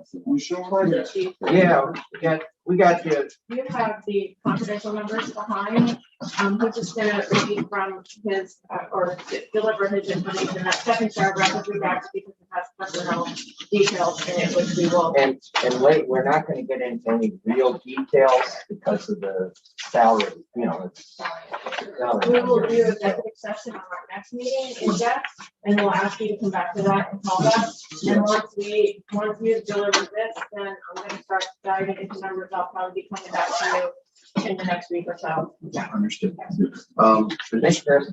I just want to tell you a little bit about our police department. I'm not going to read this paper verbatim, but we have cumulative 100 years of service currently with our police department, the least years being 6 to the most 34 years of service. So as I'm moving forward, I'm trying to provide a department that is community oriented, that serves our community well, where the officers know the community and the community knows the officers, and having a stable force without a constant turnover where the other departments are putting things in place such as sign-on bonuses and all to recruit officers from departments like mine. And I would like to also add that, they have been recruiting our officers to come to their departments for more pay, better benefits, and other things.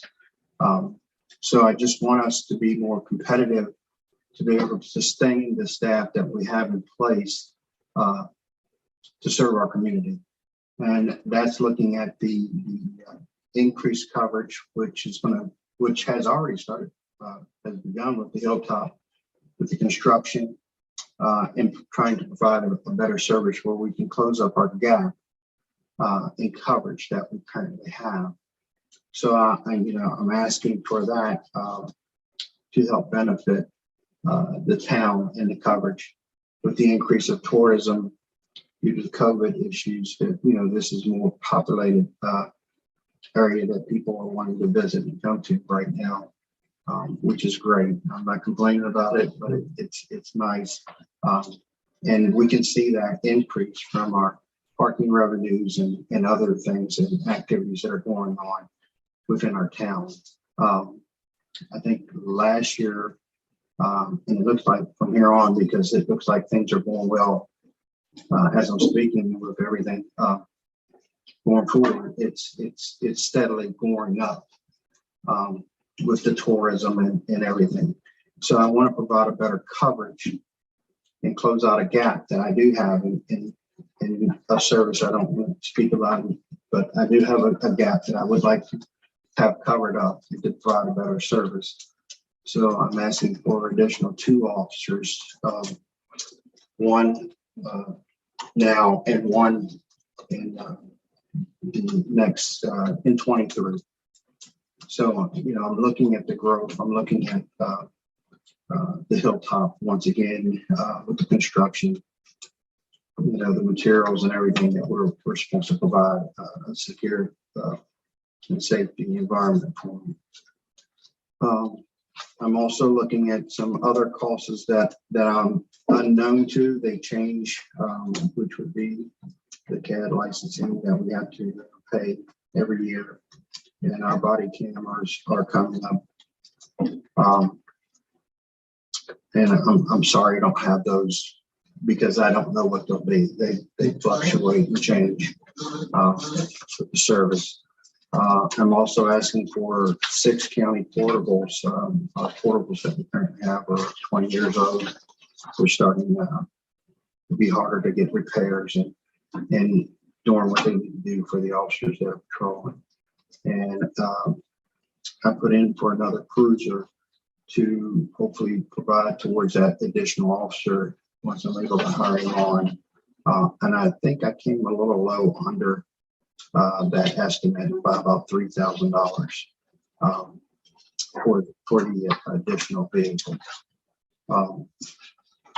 Just so you know, these cruisers can take a year, 2 years Right. to get here. With the chips and all, yeah. Yeah. So it's probably best, you know, I got one that's still in limbo on us that we're waiting on computer chips for it and things. So, and I would like to get another one ordered. 2 years ago, I believe it was Ms. Debbie, right? I was able to purchase 2 new cruisers. I got like Christian said, I have another one that's in order that's been almost a year out. It'll be a year in this coming June since we placed that order. So that they're, you know, so the sooner I can get an order in, it might be a year or 2 out before I can get the one that we're trying to order Still now. have aging vehicles. And I Yeah. still have aging And vehicles. the 2 that he had gotten, that was in one budget year. We had to move it into the next Right, budget. 2-year delay. 2-year delay. Right. It was terrible. And we had to pay a lot in repairs on the old vehicles. Right. Yeah, so the maintenance, correct, the maintenance is a big issue that, you know, with these vehicles being ran the way they're run. Usually try to get them serviced out after 110,000. Most federal government does theirs at 80,000. We currently have cars in service of over 140,000 miles. So I'm trying to rotate those out. So this is basically it. I did as you see, I did a plan for, I believe it's a 4-year plan, increases and all provided in my chart for you guys to look over and hopefully get it approved for us. And that would make us just under or about where everybody else is. I wasn't trying to break the bank, but I think, you know, in order to keep good officers that know their community in place, that we at least acknowledge that they're being sought after and try to get them some type of increase in pay. Yeah, I noticed I've been working with the chief on this a bit, and I noticed some other departments, they have this, it just goes up each year. So what's happened, our police haven't really gone up automatically based on seniority. And so what's happened is we kind of fell behind our competitors. Our competitors are surrounding municipalities. And you're right. And they are trying hard to get more officers. And I believe is what you just said, but that this plan is to get us back up. We're not jolting to it, but Right. get something. Right. And they keep us that way. And keep us on. I'm not trying to break the bank for that. I can sit here and say, you know, we've gotten it. We haven't gotten it every year, but a COLA raise of like 1% or 1.5%. I think we've gotten a couple times, but the officers do not receive annual pay increases like the other departments give out, which puts us behind the 8 ball with providing. I think as part of this, and I didn't spend a whole lot of time with this today, but I think it would be beneficial for us to develop a plan similar to those larger police departments who are have that incremental increase for officers to aspire to. Right. I think it would be helpful for us to develop that plan so that it gives a structure moving forward for people who come in behind us and counsel behind us to say, look, this is how we serve, or, you know, it's just these people serve for a period of time, this is what they get in exchange for that. I think we're gonna be trying to do that in a more global sense for a lot of the departments in the town. But the police department is in and of its own entity, and you have a basis here from other municipalities to build from, and I think it would be really helpful to do Well, that. and it would want the impact if you see, okay, I see where I'm going in 1, 2, Right. 5. And the chief has shared with me a lot of the other jurisdictions, and I'm telling you, they, Yeah, Well, we're you way, have it in your information. Right, You have it in your and packet, it's there for your review. We're way behind, so I don't, Right. so what happens, a lot of times is we get them trained. And, you know, I had one officer get out of the academy. He wasn't out of the academy 3 months before another department was knocking at the door saying, hey, come over here, we'll pay you more, and, you know, we have more officers if you need to be off. With the staffing we have, it's kind of hard when officers need to be off and all. So a lot of them are dedicated to the department while they're here. And it's hard for them to be able to call off sick or to use an annual leave day. So that's why I'm asking for the other increase that would help out with the coverage in all, so we don't have shortfalls. I do have 2 other part-timers that fill in when they can. They have other jobs. So there's times when their jobs may call them to work over and they can't go or shift. So there's a lot going on there, but I you know, hopefully, I'm hoping that it would be considered that the proposal that I'm asking for is approved. You know, I'm just trying to provide a service adequate enough for the community. I just don't want us to fall behind that. Yes, we get to that point. So that's why I'm saying, I think if we had in place, you know, okay, a guy gets out of the academy and then this is what happens with Right. this pay. That ensures security going forward, and it provides a format where it's not, you have a very substantial reason for requesting an increase, which is part of the routine maintaining that department. Correct. Yeah. Right. And if we're competitive enough, you know, another officer may decide, hey, you guys, I see how it works over here for you, and I like what I'm seeing. I may be able to draw somebody's. Right. Because that's ultimately the name of the game. Yeah, yours and the department's work is as critical as Right. ever, and you've laid out. Yeah. It's very clear. Right, and you know, I just want to finish up. You can see where everybody's asking for additional officers. This is becoming a dying breed of employment that, you know, you have departments giving tests now where they would have 50 people sitting there to take a test. You know, we're down to 10 people applying for a job, and if they're not, you know, they have to pass the test, and then they got to pass the background, and then they have to make it through the academy. And officers are struggling trying to get people to apply. So that's why they're doing these sign-on bonuses and trying to figure out ways to draw guys away from departments like mine that are struggling or aren't as competitive, as I should say, as they are. So, Yeah, and thank you for the work that you put into showing the demonstrating. appreciate it. And I'll also be looking into some of the logistics legally of being a fraud or any signing incentives. So I'm looking into that. Right, and you know, and like I said, I'm not worried about I appreciate you doing that. It can help as well. But I believe if I can get my pay Absolutely. as competitive, I think we'll have Stabilized. those officers looking at us as well as looking at these other departments. All right. Sounds good. Thank you. Thanks for hanging in there. All right, so, Dave, can you come on up? The next thing with the street department, I did not receive any information from that department. Those streets are funny places. Who normally does the past street?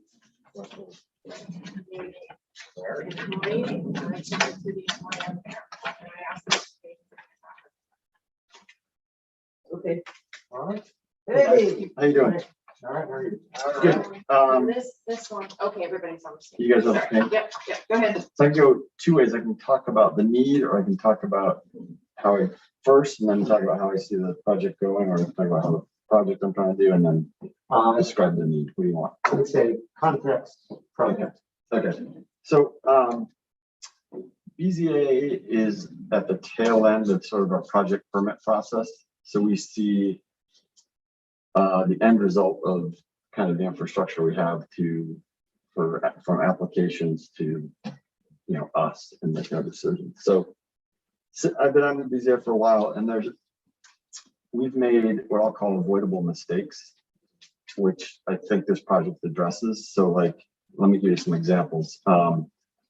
We approved a garage that was on top of a property line. Someone owns more than one property, right?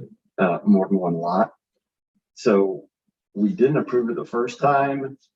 We told them we need to combine those lots first before we can approve that. They came back. We approved it because he said he combined the lots, and we looked and we thought he combined the lots. Then I realized he combined the lots for tax purposes, but not legally, right?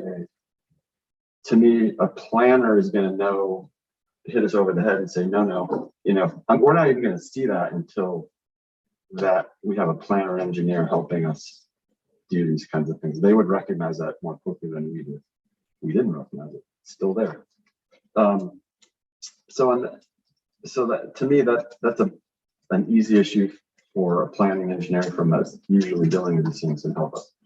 The other is like interpretation of had one where there was an event use request, and I'll say I looked at as a variance to our rules, and actually it was that was incorrect. And several people in town, some with planning backgrounds, like, I don't think that's a variance. That's not how you handle this. And so eventually talked to Kim Sayre, and he's like, we'd already scheduled the hearing. He says, yeah, this isn't a variance. This is a text amendment change. So again, we don't even schedule the hearing. If I've got a planning engineering firm say, no, that's not how you handle that. We need that experience. And Kevin's not going to, our OCO is not going to be the guy to help us with that. Third issue is incomplete applications. I can show you the one we're looking at right now. It's just the site plans are not complete. We can't even see property lines, can't even see what it looks like from this view. And I'm like, we need these things in the application so we can make our decisions, and they keep coming. To be honest with you, I've never had a complete site plan. The closest I've come is like when Chad has his drawings of like the new houses that have been built. Those are close, and he even misses some things which are minor. But again, planner engineer is going to like look at it for us, hopefully, and just say, okay, you're missing these 3 things. Send it back. We don't even deal like BZA doesn't even deal with it. It's dealt with by professionals who understand what's missing and what's not. And then the 4th item is inspections. I don't even know if we have any inspections documented for any of these buildings that go out here. Like the new houses that get constructed is I don't know if Kevin's going out and actually measuring. He does. Okay. I mean, I can attest that when I had a shed built, he was out there measuring. Well, I guess beyond that, is this information that's logged somewhere? Is it documented though? Is I it don't in know. the file? I don't know what he does with that. Yeah. I don't either. That's my point, is that I think having it there, I'd like to see this firm that we may hire help us create some processes that just make sure the documentation is consistent and it's there, gets into filed properly. And that's important. And that's really important. Yeah. And my 5th item was record keeping, because I think if anyone who's tried to go on our records for building permits, I think it's by last name, it's by address, and we've had 911 address changes. It's informal. It's informal. That's a nice way to. So anyway, I don't mean to sit here and complain, but I just feel like we could create a better process, and I think we need professional help to help us get there. And that's what this is about. So what my envision, I had 3 tasks on there, and the first one was review the ordinances and kind of in our processes. And it wasn't like review the ordinances and tell us what's wrong with the ordinance. It was understand what ordinances say and help us marry our processes with what the ordinance are telling us to do. So an example would be like this, these right-of-way issues. Chris has one coming before him, and like, we don't have anything, planning department doesn't have anything to collect information regarding, you know, things that people want to do in the right-of-way. And it's almost the same thing we're doing in BZA or even Kevin as OCO. Like, you need a drawing, you need to understand what the project looks like, just to kind of talk about it and understand it. And we don't even have that. I feel like this type of firm could do something really easily, piggyback on what we're already doing. So our forms are pretty good, I think, and just kind of help them get through their process, you know, better. So it would help communicate with people who are coming forward and have projects, have clear information of what they need to provide. Absolutely. They're not a department that is doing this work, but it is Yeah. making sure that there's compliance. Yeah. I mean, applicants, yeah, I've talked to Chad a number of times, and he says the process has been different for him every time he comes before us, you know. I'm like, yeah, that's not good. We should have a pretty clear process. He should know what documentation needs are and just be able to provide it. And I think this would help. I think this would help a lot.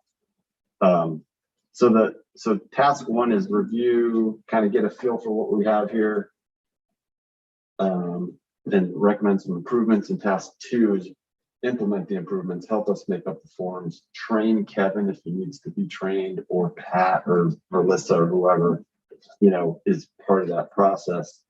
And then it gets implemented. You know, we have better processes. And the third task is they're helping us. I think it would be nice, and this was the mayor's idea, and actually Ed Willis was part of this conversation we had, was like, have them actually review applications when they come in, at least for a year. I think that's an informal way to train Kevin and just say, you know, okay, this is incomplete, this is why, send it back to the applicant. And then we're not, like, I can't tell you how many emails I've written, like, I need this before I just sent one to Lynn recently, like, before we can make our decisions. And that firm would do that and do it quickly, I think, because they're in the business and they understand it. So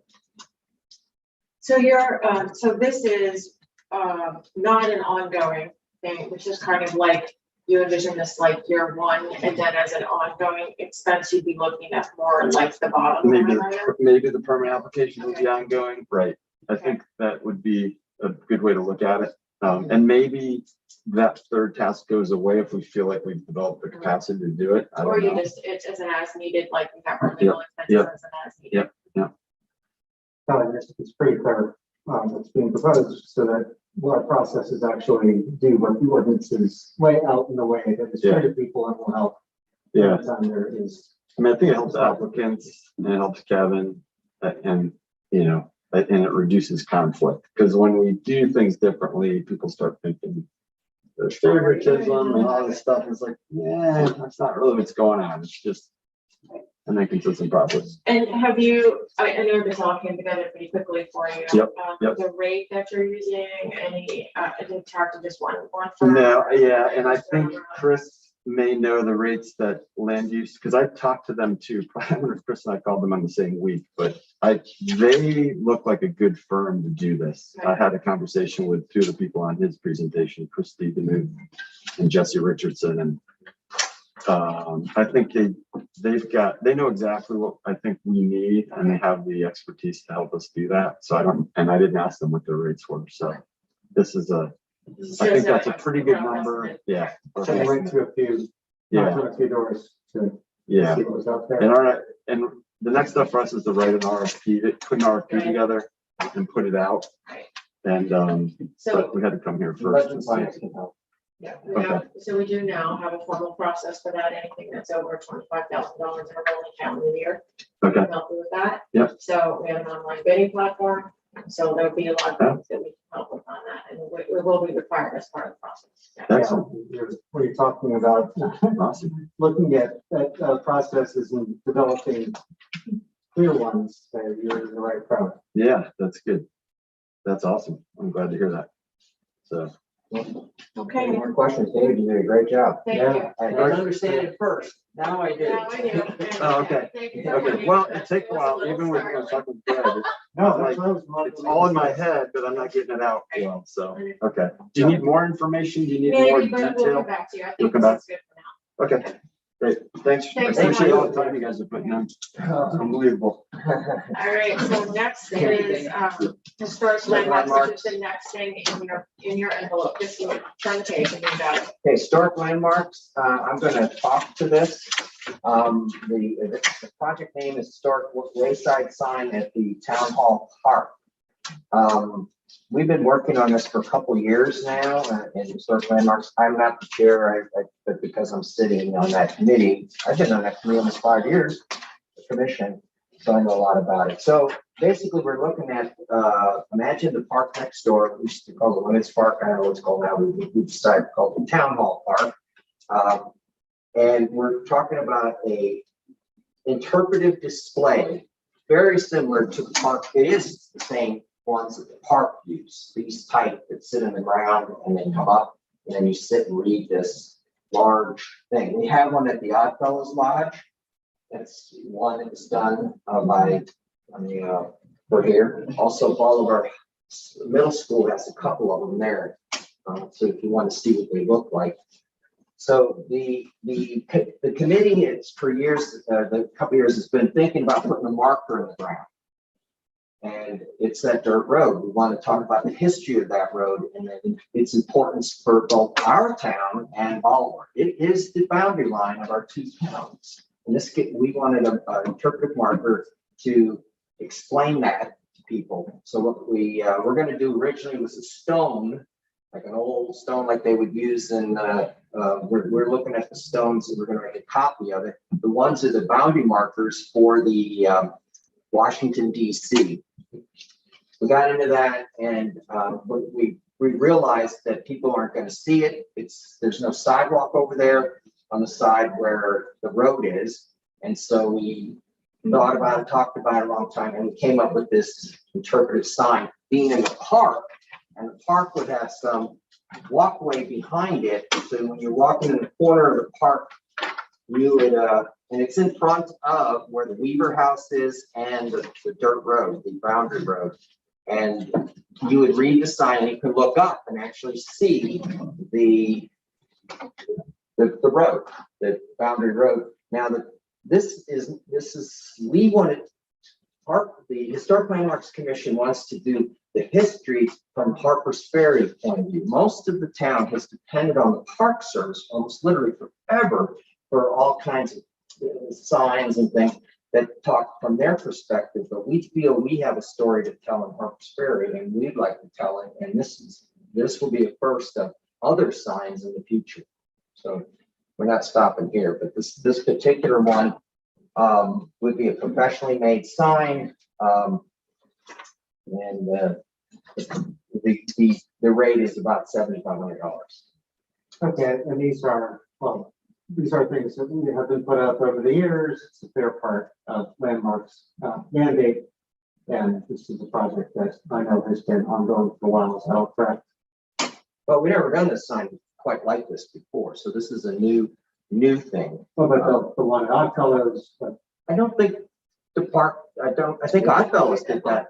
That was done by them, and same with the school or Bolivar did theirs, but we've never done our own sign. okay, so this is a new thing. This is new, yeah. And we're fortunate that we have a local person who actually retired from the Park Service. This was his job, and he's the one that's kind of explained how they work and how they're made. The big thing is the creativity in making an interesting display.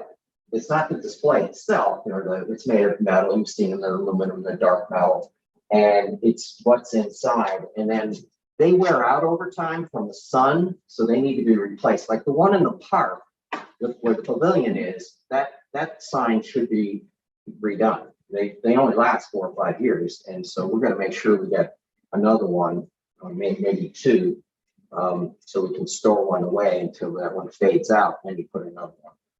There's one sitting in front of the the Lutheran Church. Now, that's not done by the town either. That's done by this organization with the Civil War. Oh, yeah. Okay, and that one's fading out as well. So this is something, if we do it, we're gonna make sure this thing is maintained and stays nice. So that's the call, that's the request from the funding for from the historic landmarks. How solid is the number of these? Is this just an estimate or do you have this? This is probably close, pretty close. We're having a problem. We tried to put it out to bid. And as soon as they found out where we got our bid from, this person, they won't bid. Well, they respect the person we've used, and it's a supplier. They're a supplier to this person, so it's kind of, we're in a tough position on bidding. Okay, well, So we'll we'll talk about through that. our process. But I'm just saying, this Okay, is so you feel like pretty it's fairly accurate. solid. Okay. Thank you. Okay, All right, so I just want to give us our time. It's 6:05. There is a hard stop at 6:45. We still have about 5 things to get through. and I have another function. So do I. Right here. And me Okay. too. So, all right, so next is Parks and Recs, which they are not here, but they have provided a detailed listing and this cover 402 is your economic development, 906 is your arts and humanities. And they're asked compared last year to this year on 402 is about the same. Music on the Ridge, and the 4th of July, farmers market, that's a new event.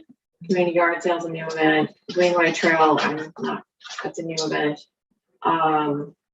And a pumpkin roll is a new event. They've got trick or treating and cookie walk. So these are all things that are not necessarily arts oriented, but have, are supported by the community. And sometimes but it's supported by us. Sometimes they use their own funds that they have that they've gotten through donations or through events. But so I think this is like the max, sometimes they'll just take care of an event themselves if they can.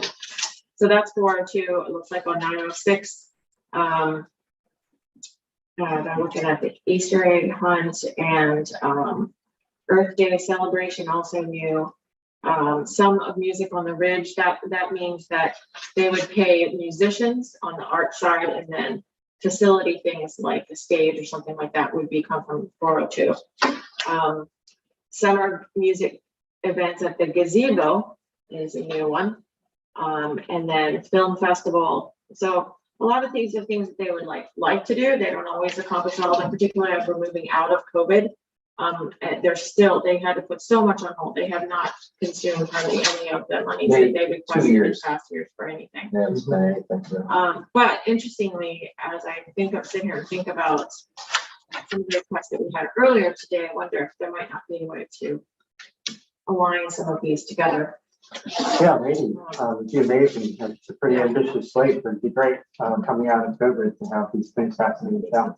And some of these things were, that, for instance, with the Appalachian thing, maybe there's a way that. There may be a synergy there. Maybe be able to work out something if you're looking for an outdoor venue or whatever. I don't know, but anyway, yeah. So, so this is the nature of their request, and their ask last year, which they did in 906 was 8475. I mean, and they didn't take on hardly any of that. So, okay. Any questions that anything there other than, we have those folks at our disposal if we do have.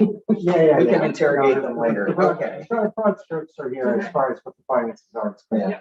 Okay, so next is parking committee. Christine's going to speak to that. Okay, I'm the chair for the parking committee, and we haven't met in a long time, but this is a request for parking striping, and it either will be paint or tape. I've looked at the Lower Town Potomac Street. That's our main parking area. We have 33 spots down there. The lines are getting fairly faded. I'd love to put tape down.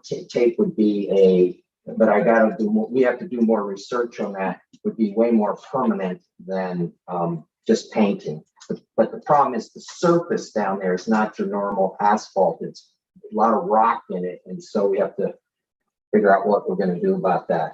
Were you talking about the spaces that people rent? Yeah, we need those lines redefined. They're getting very light, worn out. So, The ones where the meters are. where the meters are, yeah, well, not meters, but the I Park mean, the Mobile. meter spaces, yeah. And we have new Park Mobile signs coming. Park Mobile's taking care of that. And so we don't have to worry about that expense. We're gonna replace every single parking sign. The Park Mobile signs will be new. And they're also gonna have on them, you can text, you can do the QR code, you can do the phone number to call to pay and or download the app if you don't have it on your phone already. So this year we didn't really use any of our money. We may use a little bit, but we had the same dollar amount last year. Yeah, we've been kind of waiting to see what we're doing on our streets. We're also talking about where fire hydrants are, doing some blocking there, possibly mailboxes and stuff too. So that's why we have asking for some additional signs and poles. Again, this is a $3,500. Okay. It's clear. And we are a good revenue source for the town. Absolutely. That's for sure. The next one is, what is the Town next one? beautification. Town beautification, okay. This, I didn't know I was gonna get engaged in this, but the mayor and Patty gave me a list of things that they would like. And then I went through the town myself, and so I'm gonna go through them. These are really, really rough estimates, nothing is hard. But we wanna upgrade our public spaces with new signage, so we need to freshen up some things. For instance, we have a sign here that says downtown Harpers Ferry. We don't have a downtown Harpers Ferry. We have a lower town Harpers Ferry. We need to get consistent. And so that's one thing. Then we have to clean the lighting fixtures on Potomac Street. If you've looked at them, they are terrible. And one of the glass panes is broken. We need to update the landscaping and mulching of the 3 town parks. We want to look fresh. We want to look like we're open. We need the gazebo. The floor needs repairs. There's issues with the floor, and the roof needs to be repainted. Okay, it's very bad. Is getting asking Larry to do some of this under consideration? I have by the way, all this, I went with Larry for an hour and a half. We went through the town, and my question to Larry was, can you do it? And he'll say, yeah, but, and if you want him to do it, who's gonna mow? Who's gonna do the trash? He takes up, I mean, we can use them for some of these projects, but some of it I think we have to bid out.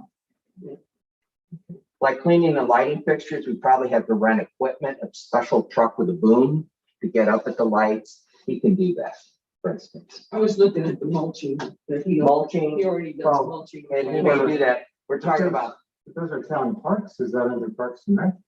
no, they don't do maintenance. The town parks and rec do events. Okay. So in some towns, that would be the case. Right. It's not the case in our town. That department, it's not like a department, it's a commission. Yeah. Yeah. And also, look, we have to fix unfortunately, there's stone in front of the fireplace at the park, the gazebo park.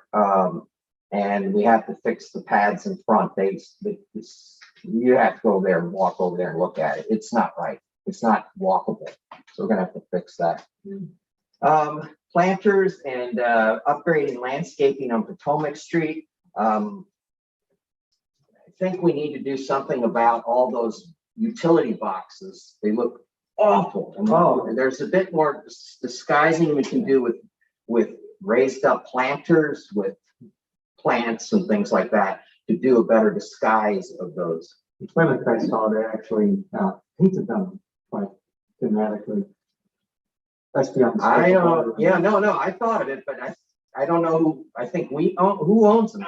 I don't know. I'm telling you, and we have to be very, very careful because we're right up against national park property, and they're very sensitive about touching their stuff. They've reprimanded Larry for trying to cut a branch on a tree that went over to their property. So it's a very sensitive, touchy issue. Nothing against the Park Service, but they're sensitive. Yeah, improve the landscaping and repair of the Potomac stairs. The stairs are already starting to wear in some places. We have to repair it. It's a critical stairway, and the mayor wanted some landscaping. I have to get a contractor to look at it. I took a wild stab at some dollars, but it's difficult terrain, so we'll have to look at that.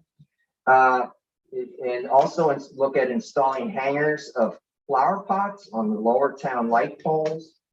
These are light poles, not the black poles in Potomac Street, but these would be the light poles on High Street, and potentially the light poles. There's 4 light poles on the walkway, the Potomac High Street walkway. And then while the Potomac overlook is closed and the Columbia overlook is closed, I was thinking of having the Gilmore Street overlook, where we could do something there like benches and a place to hang out. That's our property. It's between Laurel Zemansky's house and the Fleming house. But that Gilmore is something to think about. So I just want to put it in there as a project, but both overlooks are now closed, and they're going to be closed 2 to 3 years. Probably 3. So, and then another thing is to do season-oriented light pole banners on our light poles. We can do 13 of them on Washington Street. I don't want to put them on the metal ones on Potomac. I don't want to damage those, but the ones on poles, I could care less about the pole. But you have to wrap bands around them, and then we can have an artist do banners that we can change out like 3 times a year. Phone numbers there is what's going on? Whatever, right? And matter of fact, I know somebody who designs banners for professional living, so they can, and then you just reuse them. They're vinyl, so you just change them out. All right, $58,600. I know. That's a lot of beautification. Man, I'm telling you, a lot of beautification. I'm just asking. If you don't ask, you don't get it. So, okay. Oh, I don't think this would be the fun starter there, but we discussed the Potomac Street funds, and They're basically gone. Yeah, you're down to about $5,000. right, but well, that wouldn't be in the max, but we're doing a little turnaround. Oh, I forgot the turnaround. The turnaround is going to be done. We're going to fix that turnaround down there. We're going to finally get some landscaping in So that that's thing. part of this. It will be. Well, actually, not really, because that would use Potomac Street. The Okay. money That's that's what I- left for Perfect. Potomac Street. Okay. This would come from somewhere. And we need to clean up the at the end of the street. We need to clean it. First of all, we probably need some sort of better gate there too. Where Potomac to the train tracks. That yeah. is looking really bad, having those 3 tripod or whatever those sign things. Yeah, far back. The winds are blowing, the wind blows them down all the time. They need to look at that. So fix it, going Fix really it. quickly as a side thing, back to what you were just talking about, the end of Potomac Street. If that is in the works, that should probably go before council for approval for money came out of that fund. Oh, So don't be running up the road with that without stopping. okay. All right, we'll get to the town council. We'll get that on town council thing. Okay. All right, so that's beautification. That's just a start. Yeah, all right, and number 9. Number 9. Now this one, somehow I ended up being the chair of this one. Well, This is to renovate this building, and this year, right now, hang on, let me get my stuff on that. It's a little complex, but right now, we have budget this year to get the inspectors in. We need this building checked. Larry has taken some photos of some serious issues with the block down in the post office, loose block and cracks in the floor and then on the walls. The floor in this room here is sagging badly. So we need a structural engineer to look at the place. So we have to hire that person. We want somebody to look at the electrical as well as plumbing system to make sure if we add more offices that we can handle it. So, but in this estimate here, we were going to look at replacing the front door of the post office. It's in bad shape. Replace the floor in the lobby of the post office. Improve the post office loading dock. It's got issues, drain issues.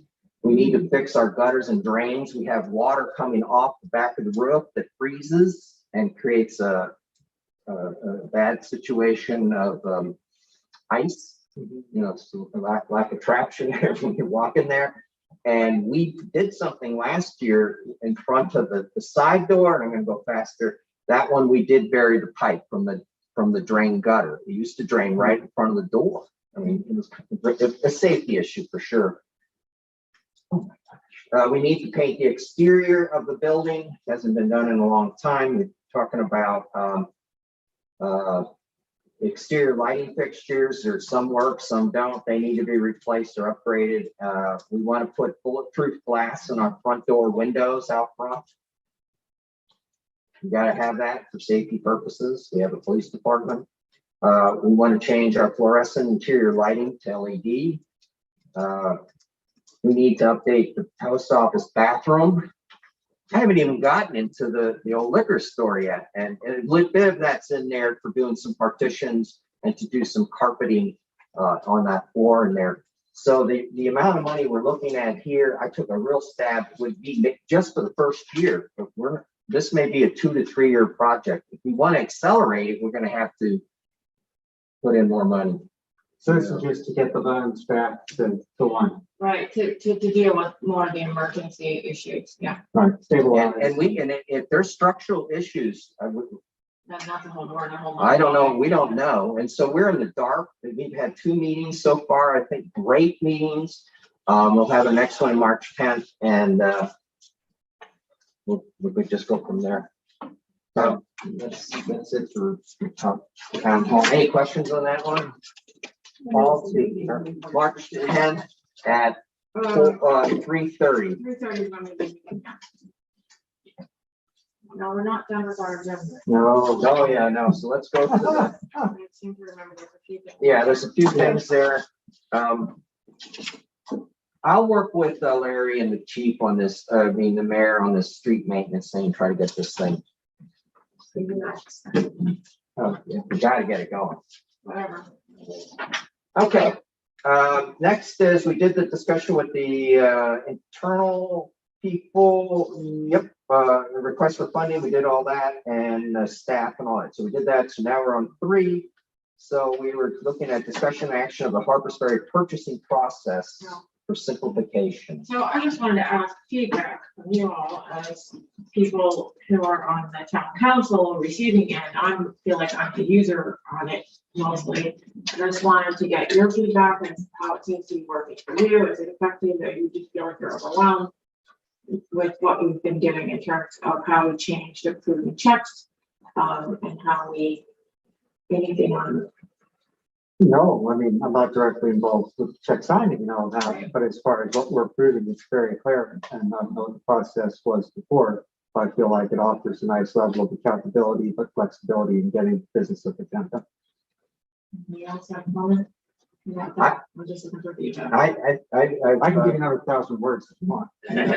No, I think it's gone well. I feel a little more comfortable now with the list showing, because before I'm telling you, I approved things, but I wasn't totally confident. I knew we needed something at the water plant, but was it that number a proper number? See, now I can see that, oh boy, wait, this thing's kind of high compared to what we should be. So then I can go to Deb and ask her, could we research this before I approve it? That's always the key thing, is understanding the context for any given number, just to know if it's a change, if it's the same. That's the key. And I'm usually I'm being the approver. I have to really look at that chart a little closer than maybe a check signer doesn't really. But a check signer could be a check on me. It should be, like, it doesn't have to go deep, but to at least look at it. If it seems even the question, then look one layer deep, and usually that solves it. If not, dig deeper. And I'll tell you, these things are complex. Some of these bills, I mean, they are, and I don't expect everybody to know it. It took me a long time, and I'm still learning. So if there's any feedback, is that, there are mechanisms to make it even clearer, especially for town council, when something is, a small change, not a change, significant change, just calling that out. It's the big thing. And I guess I would just say I haven't been part of the check writing, not check Signing. signing, but check signing enough to really, so what change do you feel like was the big one you made that makes a difference? Or was it basically what we did last time where we set a new high for what had to be approved? Or what was it? Well, that was a big one. No, setting a new high was a big one, but also setting the purchasing thresholds. There were no purchasing thresholds on ordinary expenses. That's really become, I think, helpful. Right. So that is, and that's the only place that I still sometimes run into snafus on oddball things that only happen once or twice a year. Yeah. Or I'm still kind of grappling with handling emergency purchases and awareness properly. So I'm still kind of thinking about refining that a little better, but I feel like we have a pretty good basis and we are communicating, I think, when it's needed. So if there is an emergency purchase, you're getting that communication, and we'll start to include on things especially that have to do like with auto repairs and such, that we're also expediting payment of this without waiting, because sometimes we can't pick up the vehicle unless we pay. I think the process is great. It's just increasing awareness of it. Yeah. Like I used it, like when I was doing the stormwater stuff, to look at, oh gosh, what do we need to do? And it was super clear once you go in. That it's a playbook that you can use, and that it will solve 95 or 97% of this. Right, and I think we've got that 95 or 97. It's those last straggler things that pop up on the page. And to try to get them all, you spend, that it's the point of diminishing returns and trying to create something that's completely airtight. Yeah, like one thing I think for the water department is maybe we give a list to Chris or the plant supervisors, just his, not our whole list, but another one just for him, just so when here's the things, and if he's got a massive bill or maybe the way he gets supplies, maybe he can get it back under those, closer to those limits. Well, I think I've adjusted those limits from some of them from being monthly to quarterly, so that that actually works for what he's doing. So, Yeah. but I fully would feel that he does have that list, and we're still in the process of reviewing with people the process. But he has some purchases coming up. We discussed them today, how he's going to go about them, et cetera. So I think that the front end of that is now going to start to work better. So yeah, okay, that's all. I don't have a lot of time. I just wanted to see if it was working on our side. Yeah. All right, number 4, discussion and action of developing a calendar timeline for completion of our fiscal year 2023 budget. Yeah. Okay, so I feel like we're gonna have a big number, even though we feel like we're moving forward. We're gonna have a big deficit number that we're gonna be dealing with, trying to carve at some of this stuff. So our next meeting is where we're gonna really dig into that. I need at least a week, probably 10 days to build it. And then we got to get together and really hash it out. So we need to come before council with our final proposal. I'm going to say by the 25th. If that changes after I have my SMO training on Monday, I'll let you know. But that's the 25th of March. And then it goes in the paper. And then after we have the 2 weeks, then we go to the levy in April. So What goes in the paper? the budget. Yeah, all budgets have to be put in the newspaper.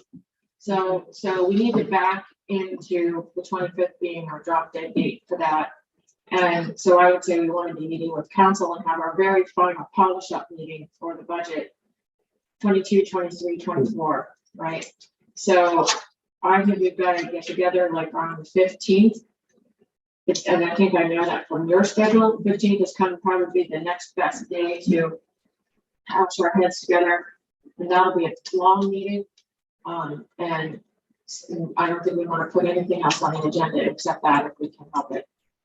Yeah. So, well, how's the 15th sound for you? It's a Tuesday. I know I'm leaving town on the 17th. Okay, well, that's Perfect. perfect. And he's coming back. So we're kind of in between and I'm around. So. And my base camp time is. Okay. What you want to do between now and then is really look at everything that we've been talking about. I will probably be reaching out to some of you for some of this, some as I get into each of these, or thoughts about it, but you know, we probably will not be able to address everything that has been brought before us. And so, you know, in whole. And then you all are aware of changes that we've got interdepartmentally, et cetera. So, you know. The town council is Monday, and you say the budget is Tuesday. 15th. Yeah, I hate to do that, but, I mean, we can make it, I mean, honestly, if you want to make it the 16th, I guess you could do that. I'm not free Tuesday. But we can't make the town council meeting on No. the Monday. Right, the town council meeting is Monday, yeah, and water will be 16, oh my gosh, that's gonna be Yeah, a wicked yeah. week. Yeah, I'd say the town council meeting the day before, ideally, it might be that. You say. Yeah, they're all the same, they're all the same. All right, so can we back, so the week, you're out of town the week before? Yeah.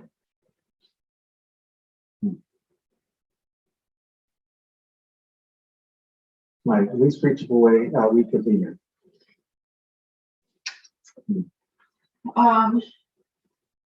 So what do we wanted to avoid doing it after the town council meeting? We wanted to do it beforehand? So on the 14th, we have town council meeting. Right. The 15th, we would have this long meeting, the 16th, we would have the water commission meeting. Yes. That's a lot. In 3 days. That's a lot, but you it's. That's a lot for her. It's okay for me, and I mean, it is a lot, but I'm never the 16th or over it. I mean, I think by then I will be prepared. It's not like, I think that's better than doing it the week before where I'm gonna be rushing to be prepared. I think if I can be prepared by the 10th, and then it's just a matter of getting to the meeting. Yeah. So I guess let's stick with that. What time you guys will meet? Is there any chance we can go earlier since it'll be a special one? I know that's hard for you, Laurel. Than 4. Like 3 maybe, or 2? Let's see. And there is, It is kind of hard because I have to take off the 17th and the 18th from work. And then it would be taking more time. Okay. and there is a chance it would just be up in Charlestown that I may be in jury duty. It's a thing where they call you the day out in where Where you might wait have jury duty. He's been called for jury duty that day. on the 15th. Those 2 weeks. All right, well, let's make it 4 then. And if we have to start ahead of you arriving, we'll have to start ahead of you arriving. They need to meet Kate's dinner. I know, I need one more. All right. And then what will happen is, we might as well, let's set the 22nd as our final pass. And, we'll see if we can, March 22nd. yeah. Okay. And then we'll, that gives us the 23rd, 24th to meet with town council to, approve the budget. Or would we need to call a special town We'll need to council? call a special, yes. So better tell him Yeah, I will. either the 17th or the 18th. Well, No, it's gonna be like the 23rd or the 24th. oh, fine. And we still, what about our meeting on 22nd? Well, the 29th would be our regular meeting. Oh, why do I have it on the wrong one? So we'll wanna, I think what we can do is assess on the 22nd. If you need it, or we can skip it. Yeah, just put on your calendars. Just in case. Yeah, Okay. Yeah, regular on the 29th. and then on the 19th of April, we light the levy. Christian will be I will have to do. not able to join us, so really both of you or quorum, not, won't be able, but I'll meet both of you here. Yep. Yeah. And so that will be a special town council meeting, probably at 5:30, so we can get that in. Now, see, that is a problem, the 19th. Because I'm going out of town the 17th, and I'll be back on the 20th. In April. This is March, right? No, we're now April. April, now we're done. No, I think April's fine. Okay, Okay, so right away, what time? it'll probably be 5:30 on the 19th, most likely. I'm guessing at that, but that's usually when we can get kind of. That is my priority. I'm not planning to try. Yeah, things are down in Florida. Wouldn't that be nice? All right, anything else? Oh, well, we have to, close the meeting, right? Yeah, I moved to, end our meeting at, what is it? 6:35. 6:35. Second. All those in favor?